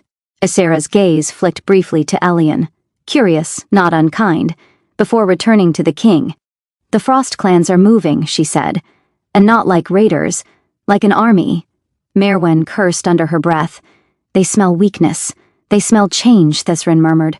Elion's hand tightened on Raiden's sleeve. Raiden felt it instantly. "Enough," the king said firmly. One threat at a time, he looked around the room, at Merwin with her blunt pragmatism, Thesrin with his dangerous knowledge, Ysera with her quiet steel, and finally, at Elion. "You wanted plots?" Raiden said softly. "The kingdom has delivered." Elion met his gaze, fear and resolve braided tightly together. "Then let's make sure," Elion replied, "that this story doesn't end the way the old ones did." Raiden smiled, not the smile of a man at ease, but of a king preparing for war. Outside the palace, banners were raised, alliances tested, and old powers stirred awake. Inside, the bond held strong, and somewhere beyond the northern snowline, forces far older than jealousy or crowns began to move, drawn not by weakness, but by the promise of a future that dared to change the world. The decision was made before anyone formally spoke it aloud. The Frost clans would not be answered with parchment and seals alone. "They respect strength," Lady Merwin said, one gauntleted finger tapping the map spread across the council table. "And presence. If you send envoys, they'll test them. If you send an army, they'll scatter and bleed us slowly." Raiden stood at the head of the table, arms crossed. "So we go ourselves." A silence followed. Elion felt the bond tighten, not in fear but in anticipation. "No," several voices said at once. Merwin swore. Thesrin paled. Ysera's jaw clenched. Raiden lifted a hand. "I said we—" Every gaze snapped to Elion. "I'm not a liability," Elion said calmly, before anyone else could speak. "And whatever is stirring in the north is tied to the bond. I can feel it." Thesrin nodded slowly, excitement overriding caution. "He's right. The ancient texts describe a phenomenon called the resonant pull. When a royal bond reaches a certain stage, dormant powers awaken in proximity." Merwin stared at him. "You're saying the North woke up because the king fell in love." "I'm saying," Thesrin replied, "that history has a sense of drama." Preparations began immediately. The party would be small, too small for war, too deliberate for coincidence. Radin, Elion, Lady Merwen as diplomatic blade, Scout Captain Izera for the road, and Thezrin because no one trusted him alone with his discoveries. They left before dawn. The northern road was older than the kingdom itself, its stones worn smooth by centuries of boots, hooves, and blood. As they traveled, the air changed, crisper, thinner, humming faintly beneath Elion's skin. By the third night, Elion dreamed of snowfields under starlight and a crown half buried in ice. He woke with a gasp. Raiden was immediately awake, hand warm and steady at his back. "What did you see?" Elion hesitated. "Not a vision, a memory, not mine." Thezrin nearly fell into the fire when Elion told him. "Shared ancestral resonance," the scholar breathed. "Incredible. The Omega isn't just bonded to the king, he's bonded to the line." Merwen raised a brow. "Translate." Thezrin swallowed. "If the Frost clans carry remnants of pre-unification bloodlines, they may recognize him before they recognize Raiden." That thought sat uneasily with everyone. They crossed into Frost territory at dawn on the 5th day. No banners marked the border, no walls, only watching eyes. The Frost clan camp rose from the snow like a living thing, bone, hide, and iron arranged in brutal elegance. Warriors watched silently as the party approached. Then the crowd parted. An elder stepped forward, tall, broad, hair white as frost, eyes sharp as new steel. His gaze passed over Radon without pause, and stopped on Elion. The bond rang. "You carry the old song," the elder said, voice rough with age. "And the king's fire." Radon stiffened. Elion stepped forward before anyone could stop him. "I don't know your song, but I know this land remembers more than we do." A murmur rippled through the clan. The elder studied Elion for a long moment, then dropped to one knee. "So it begins again," he said quietly. Merwen swore under her breath. Raiden's hand tightened around Elion's.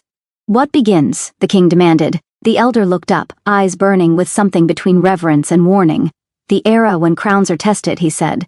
"When bonds reshape kingdoms, and when children born of such unions decide whether the world burns or endures." The wind howled across the camp, carrying the scent of snow and destiny. Elion felt it then. Deep, unmistakable certainty. This journey was no longer about diplomacy. It was about legacy, and whatever was growing within him was already known, feared, and waiting. The Frost clan did not celebrate lightly. That night no songs were sung. Fires burned low and blue, fed by resin and bone rather than wood, their smoke curling straight upward into the black northern sky. Warriors stood watch in silence, hands never far from their weapons. Children were ushered into hide tents early, their laughter subdued by the tension thrumming through the camp. Elion felt it all like a second heartbeat. The land knew he was there. He sat inside the elder's tent, wrapped in heavy furs, Raiden at his side. The elder, Hroth, knelt across from them, a shallow bowl of melted snow between his hands. "You should not have come unguarded," Hroth said, eyes fixed on Elion. "Those who remember the old song also remember how to kill it." Merwen leaned against a support post, arms crossed. "We noticed the lack of welcome banners." Hroth snorted. "We do not announce thresholds, we endure them." Thezrin was already scribbling furiously on a scrap of parchment. "The resonance here is extraordinary. It's not just blood memory, it's territorial inheritance." Ysera stiffened. "Meaning?" Hroth answered. "Meaning the land itself recognizes him?" Raiden's jaw tightened. "Then speak plainly. Why are your clans moving south?" Hroth dipped his fingers into the bowl, tracing a slow spiral in the water. "Because the ice is thinning. Not from warmth, from awakening." The fire popped sharply. "Long ago," Hroth continued, "before crowns were forged, and Omegas were hidden or sold or silenced, there were bonds of balance. Alpha Kings bound not for conquest, but for continuity." Thezrin sucked in a breath. "The dual flame doctrine." Merwen shot him a look. "Of course it has a name." Hroth's gaze sharpened. From those unions came children who carried more than blood, they carried choice. Elion's hand drifted, unconsciously protective. Radon noticed immediately. "What kind of choice?" Raiden asked. Hroth looked at Elion, not gently, not cruelly, but with grave honesty. "To end eras," the elder said, "or begin them." The words settled like frost on bone. Before anyone could respond, A sharp whistle cut through the night. Ysera was moving before sound finished traveling, knife in hand, body low. "Down," she hissed. Raiden pulled Elyon back just as the tent wall split. Steel flashed. Chaos erupted. A figure lunged through the tear, face hidden beneath frost-wrapped cloth, blade angled not toward Raiden, but toward Elyon. The Bond screamed. Raiden moved without thought, alpha dominance detonating outward. The assassin staggered, but did not fall, poisoned, prepared. Ysera slammed into the attacker from the side, driving them into the snow. Merwen followed, sword flashing, but another figure rose from the shadows.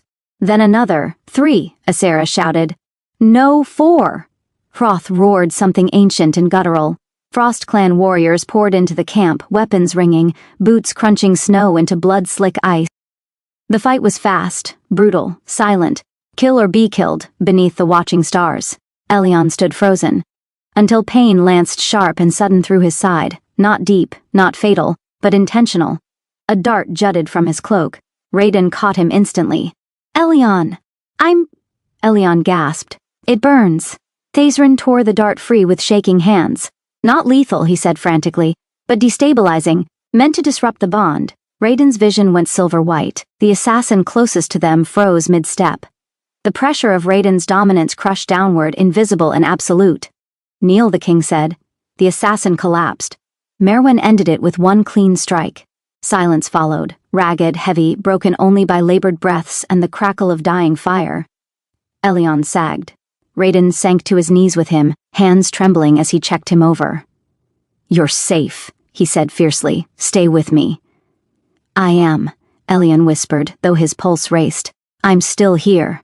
Hroth approached slowly, blood staining his furs. "They were not ours," the elder said. "Their scent carries southern coin." Merwen's mouth thinned. "The Eastern Lords, or someone who survived, the Purge," Ysera added quietly. Raiden closed his eyes briefly. "Calum." Thezrin knelt beside Elyon, pressing his ear lightly to Elyon's abdomen, then went very still. "It reacted," he said. Everyone froze. "The poison failed," Thezrin continued, awe trembling through his voice. "Whatever it was meant to disrupt, it was absorbed, neutralized." Hroth exhaled slowly. "The child adapts." Raiden's head snapped up. "What did you just say?" Hroth met his gaze unflinchingly. "The old song does not break easily." Elyon swallowed. "You're saying my child is already choosing," Hroth finished, "to endure."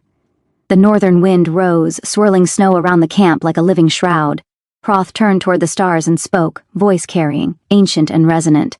"The crown bearer bleeds, the fire does not fall.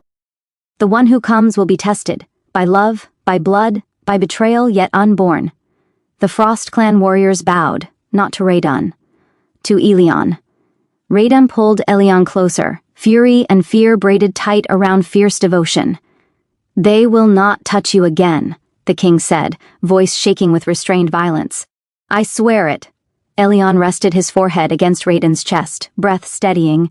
"They already tried," Elyon murmured, "and failed." Above them the stars burned cold and watchful, and far to the south, in towers that still reeked of ambition and loss, someone learned that the future was not as fragile as they had hoped, and that destroying it would require far more blood than they were prepared to spare.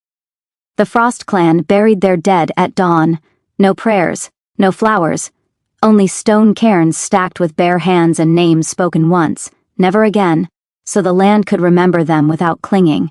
Elyon watched from the edge of the camp, wrapped in furs, Raiden's arm firm around his shoulders.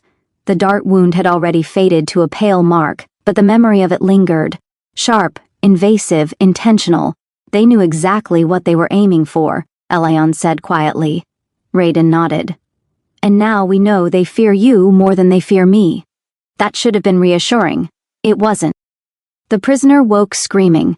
They had captured one assassin alive, barely. He was bound in iron etched with frost runes, kneeling in the snow beneath guard watch. When Elyon approached, the man's eyes snapped open and filled with terror. "No," the assassin rasped. "Not you." Raiden stiffened. "You know him." The man shook violently. "I know what he carries." Elyon crouched slowly, meeting the assassin's gaze. "Who sent you?" Elyon asked. The assassin laughed, a broken, hysterical sound. "Everyone." Thezrin knelt beside Elyon, voice urgent. He's telling the truth. The contracts were split. Coin from the east, promises from the south, silence from the capital. Raiden's jaw clenched. Name them. The assassin's gaze slid to Elion's abdomen. You can't kill what hasn't decided what it is yet, the man whispered. But you can make the world bleed before it chooses. Merwin drew her blade. I'm done listening. Elion raised a hand. Wait. He didn't know why, only that something pulled. As Elion focused, the world narrowed, not into pain but clarity. The wind slowed, the assassin's breath fogged unevenly. Beneath it all, Elion felt a thread, thin, trembling, connected not to the man, but to something older. Elion inhaled. The thread tightened. The assassin screamed, not in pain but in terror. I see it, he cried. The city's burning, the crown breaking, the child. Enough, Raiden snapped. The thread snapped. The assassin collapsed, unconscious. Silence followed. Thesrin stared at Elion, pale. You didn't touch him. Elion's hands trembled.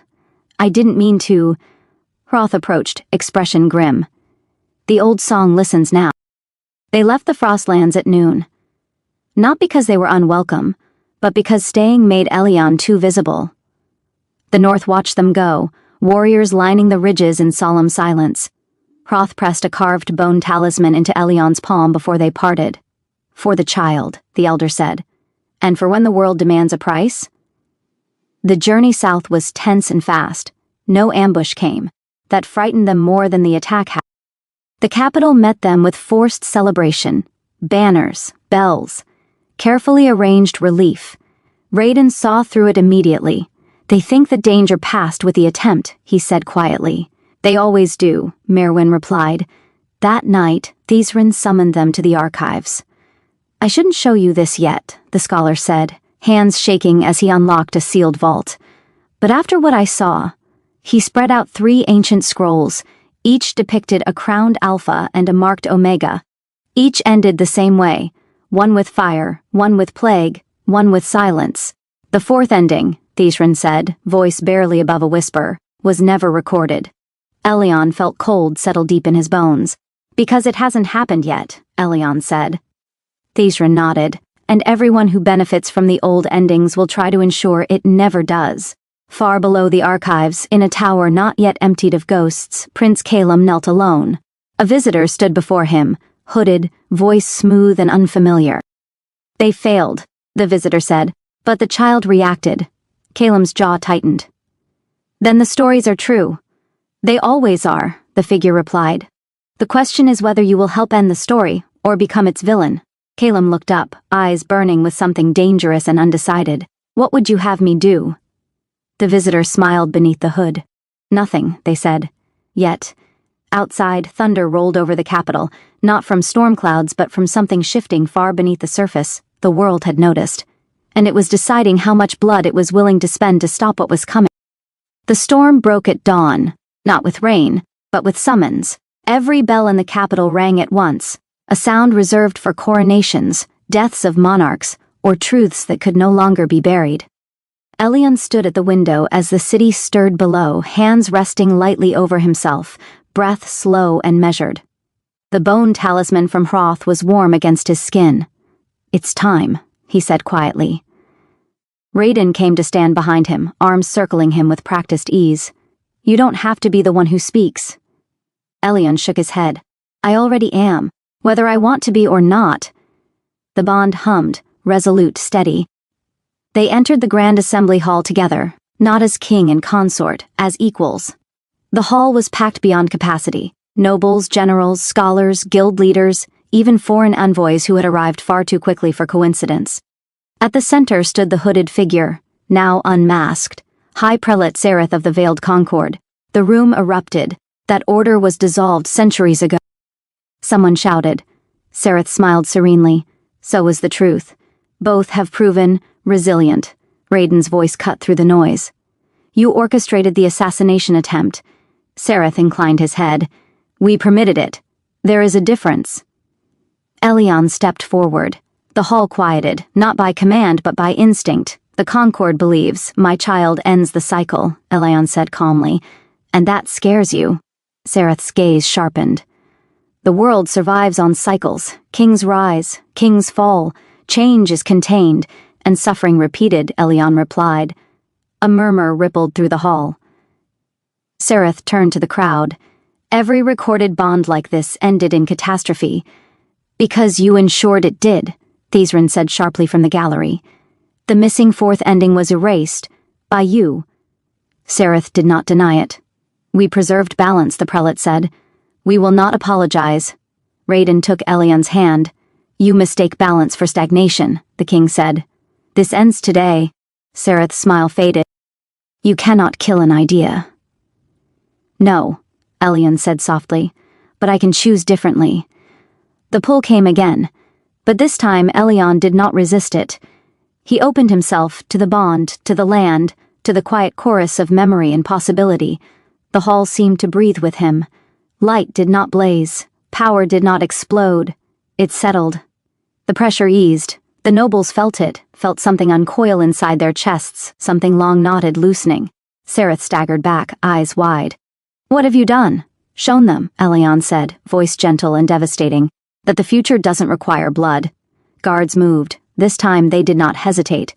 The Veiled Concord fell that morning, not to execution, but exposure. Names were recorded, assets seized, influence stripped bare beneath daylight, and Prince Calum was brought forth.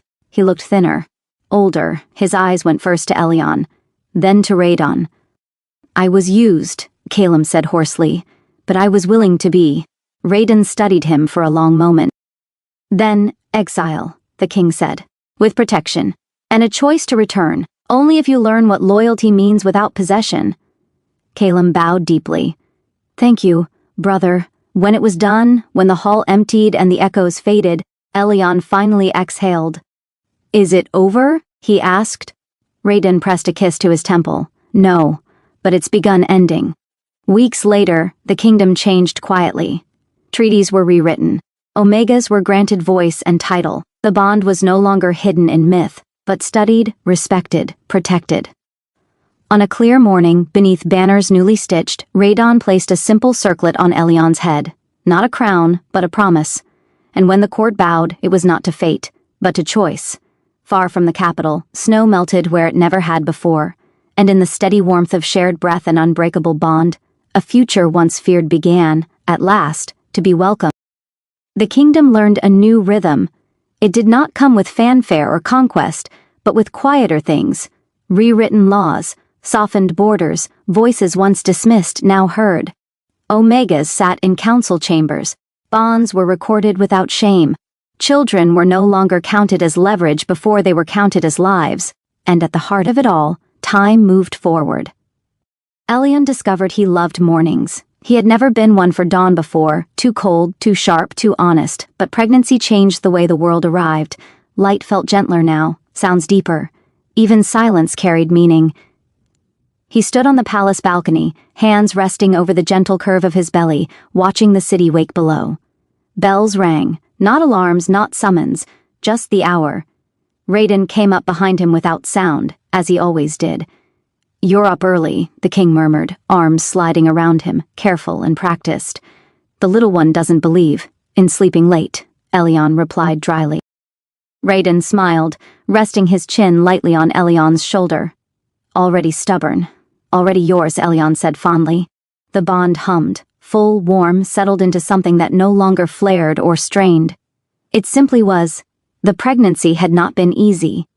There were days Elion could barely stand, days when the weight of what he carried, politically, symbolically, physically, pressed too hard against his ribs.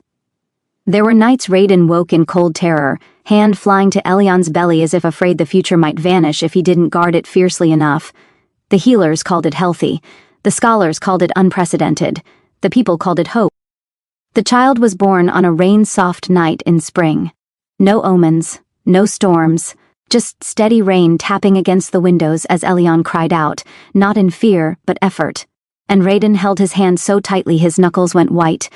When the cry finally came, strong, indignant, unmistakably alive, Raiden broke, not publicly, not loudly, but completely. The midwife placed the child in Elion's arms, small and warm and impossibly real. A son, she said. Elion laughed weakly through tears. He looks offended. Raiden touched the child's tiny hand with trembling fingers. "Our son," he whispered. "They named him Aurelian, for dawn, for endurance, for light that did not burn but lasted."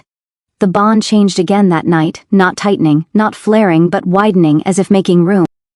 2 years later, the palace echoed with running feet. Aurelian learned to walk early and never forgave anyone for trying to stop him. He toddled through council chambers with a wooden sword, terrorizing nobles who had once feared far worse things. Elion followed more slowly now, one hand braced against a column, the other resting once again on a growing belly. Raiden noticed immediately. "Already?" he asked softly that night, awe threaded through the word. Elion nodded. The healers confirmed it. Raiden exhaled, something like laughter and prayer all at once. The world will have to keep up. This time, the fear was quieter. The kingdom had changed enough to hold them. Their second child was born in winter, a daughter, fierce-lunged and sharp-eyed, who stared at the world as if daring it to disappoint her. They named her Ceres. She carried Elion's eyes and Raiden's stillness, and the Frost Clan elders sent gifts carved from ice crystal and bone, murmuring that the old song sounded complete now. The children grew with stories instead of prophecy. They knew their parents as warm hands, firm voices, shared laughter over late meals. They knew the throne room as a place where questions were allowed. They did not grow up fearing what they were. Years later, when Aurelian stood tall enough to look his father in the eye, and Ceres learned to read treaties upside down, Elion returned once more to the balcony at dawn. The city stretched below, changed, alive, imperfect. Raiden joined him, silver now threaded through his hair. "Do you ever think about how close it came to ending differently?" Raiden asked. Elion considered that. "Yes," he said, "but not with regret." Raiden leaned into him. "Good." Inside, their children argued loudly over a book neither of them was actually reading. Elion smiled. The world had demanded blood. They had given it love instead. And somehow, against history, against fear, against every carefully maintained cycle, it endured. Epilogue. In the months following the grand union that bound Elion to the throne as the king's consort, the palace shimmered with an air of fragile peace. The kingdom had celebrated the marriage with feasts that lasted weeks, fireworks painting the night sky in bursts of gold and crimson, and ballads sung by minstrels praising the union of royal blood and noble grace. Elion, with his ethereal beauty, pale skin like moonlight on fresh snow, eyes the color of storm-tossed seas, and hair that cascaded in silken waves, had become the epitome of courtly perfection. He moved through the marble halls with a practiced elegance, his smiles polite and his words measured, fulfilling his duties as the king's beloved with unwavering poise. But beneath the veneer of marital bliss, a storm brewed in Elion's heart. The king, a man of stern features and unyielding ambition, with a beard like forged iron and eyes that pierced like daggers, had claimed Elion not out of passion but out of jealousy, or so Elion thought. Their nights together were perfunctory, a ritual of obligation rather than desire. The king's touch was rough, his affections mechanical, driven by the need to secure an heir and solidify alliances. Elion endured it, his body yielding while his mind wandered to forbidden memories. To Calum, the rogue enchanter from the shadowed forests beyond the palace walls, was everything the king was not. Tall and lithe with sun-kissed skin etched in ancient runes that glowed faintly under moonlight, his hair a wild tangle of auburn curls, and eyes like emeralds flecked with gold. He was a creature of magic and mischief, unbound by crowns or conventions. Their first encounter, years ago in the hidden glades, had been a spark that ignited an inferno. Even after Elion's betrothal, that flame refused to die. And now, in the quiet hours when the palace slept, Elion fed it in secret. It began innocently enough, or so Elion told himself. A stolen glance during a royal hunt, a whispered message carried by a trusted raven. But soon, the pull became irresistible. Every few nights, when the moon hung low and the guards' patrols grew lax, Elion would slip from his chambers. He had mastered the art of deception, a hidden passage behind a tapestry in the east wing, cloaked in a spell of invisibility that Calum had taught him, rendering him a ghost in the corridors. The king, often buried in council meetings or exhausted from the day's labors, never noticed the empty space beside him in bed. Elion's excuses were flawless: late-night studies in the library, meditative walks in the gardens, or simply a restless spirit needing solitude. One such night, under a canopy of stars that twinkled like scattered diamonds, Elyan made his way to the forgotten ruins on the edge of the royal forest. The air was thick with the scent of pine and wild jasmine, a stark contrast to the perfumed opulence of the palace. His heart raced as he approached the crumbling stone archway, where Calum waited, leaning against a vine-choked pillar with that infuriatingly smug grin. "You're late," Calum teased, his voice a low rumble that sent shivers down Ilion's spine. He stepped forward, his fingers brushing Ilion's cheek, tracing the line of his jaw with a tenderness the king had never shown. The king lingered longer than usual, Ilion whispered, his breath catching as Calum pulled him close. Their lips met in a kiss that was hungry, desperate, a collision of worlds forbidden to collide. Calum's hands roamed freely, slipping under Elion's cloak to caress the smooth expanse of his back, igniting sparks of pleasure that made Elion gasp. They tumbled into the ruins, onto a bed of soft moss that Calum had enchanted to feel like the finest silk. The enchanter's magic wove around them, creating illusions of fireflies dancing in the air, their glow casting ethereal light on sweat-slicked skin. Elion's fingers tangled in Calum's curls as he arched against him, their bodies moving in a rhythm born of pure, unbridled passion. Calum whispered incantations against Elion's neck, words that heightened every sensation, making colors burst behind Elion's closed eyes and pleasure coil tighter in his core. "You're mine," Calum growled between kisses, his hips grinding against Elion's in a tantalizing promise. "Not his. Never his," Elion moaned, his nails digging into Calum's shoulders as they shed their clothes, the cool night air kissing their heated flesh. Calum's mouth trailed down Elion's chest, nipping and sucking, leaving marks that Elion would later hide with high collars and illusions. When Calum finally entered him, it was with a slow, deliberate thrust that made Elion cry out, the ruins echoing their shared ecstasy.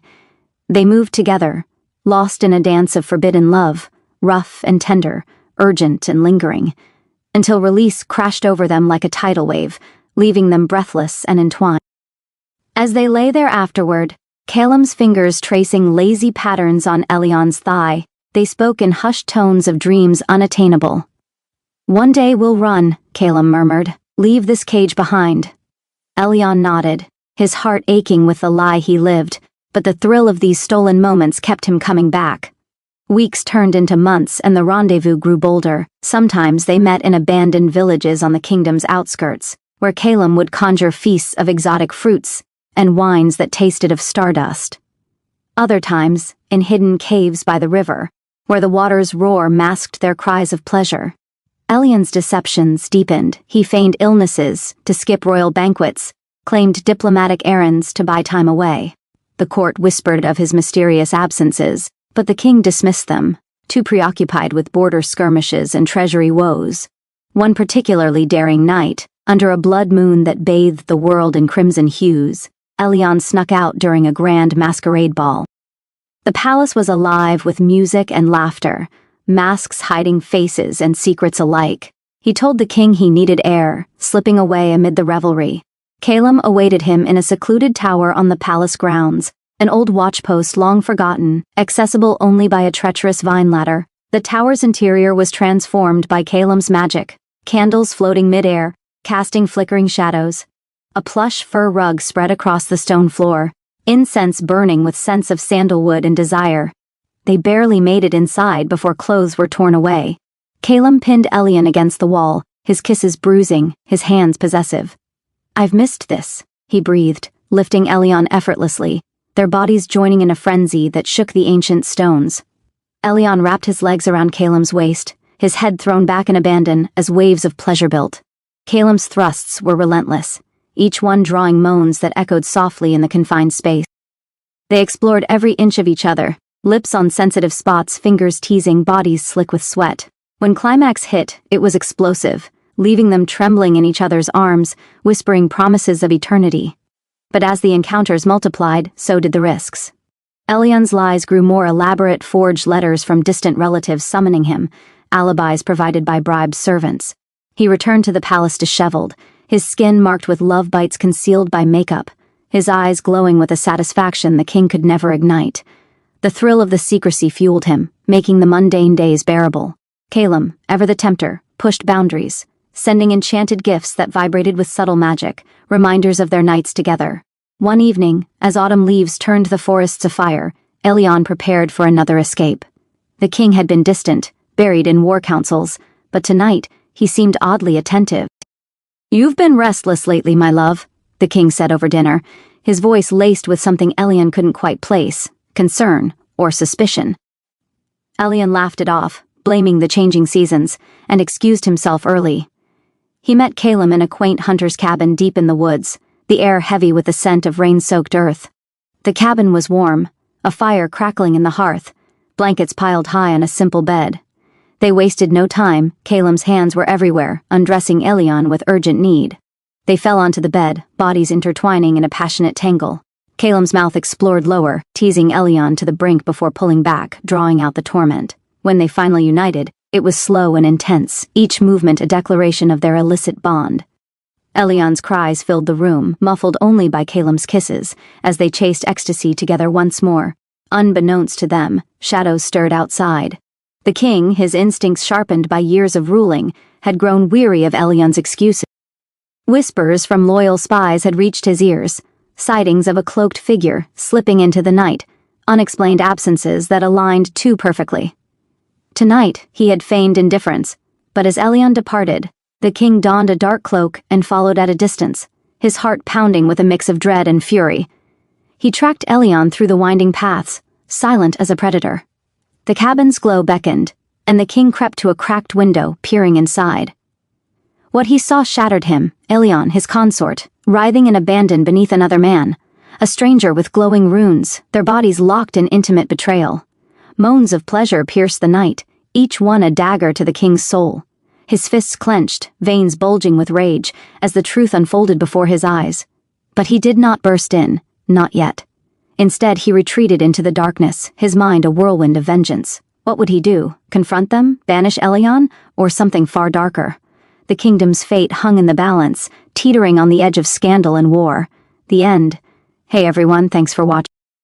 If you loved it, don't forget to like, subscribe, and hit that bell icon for more amazing content. Drop a comment with your favorite moment, and I'll see you in the next one.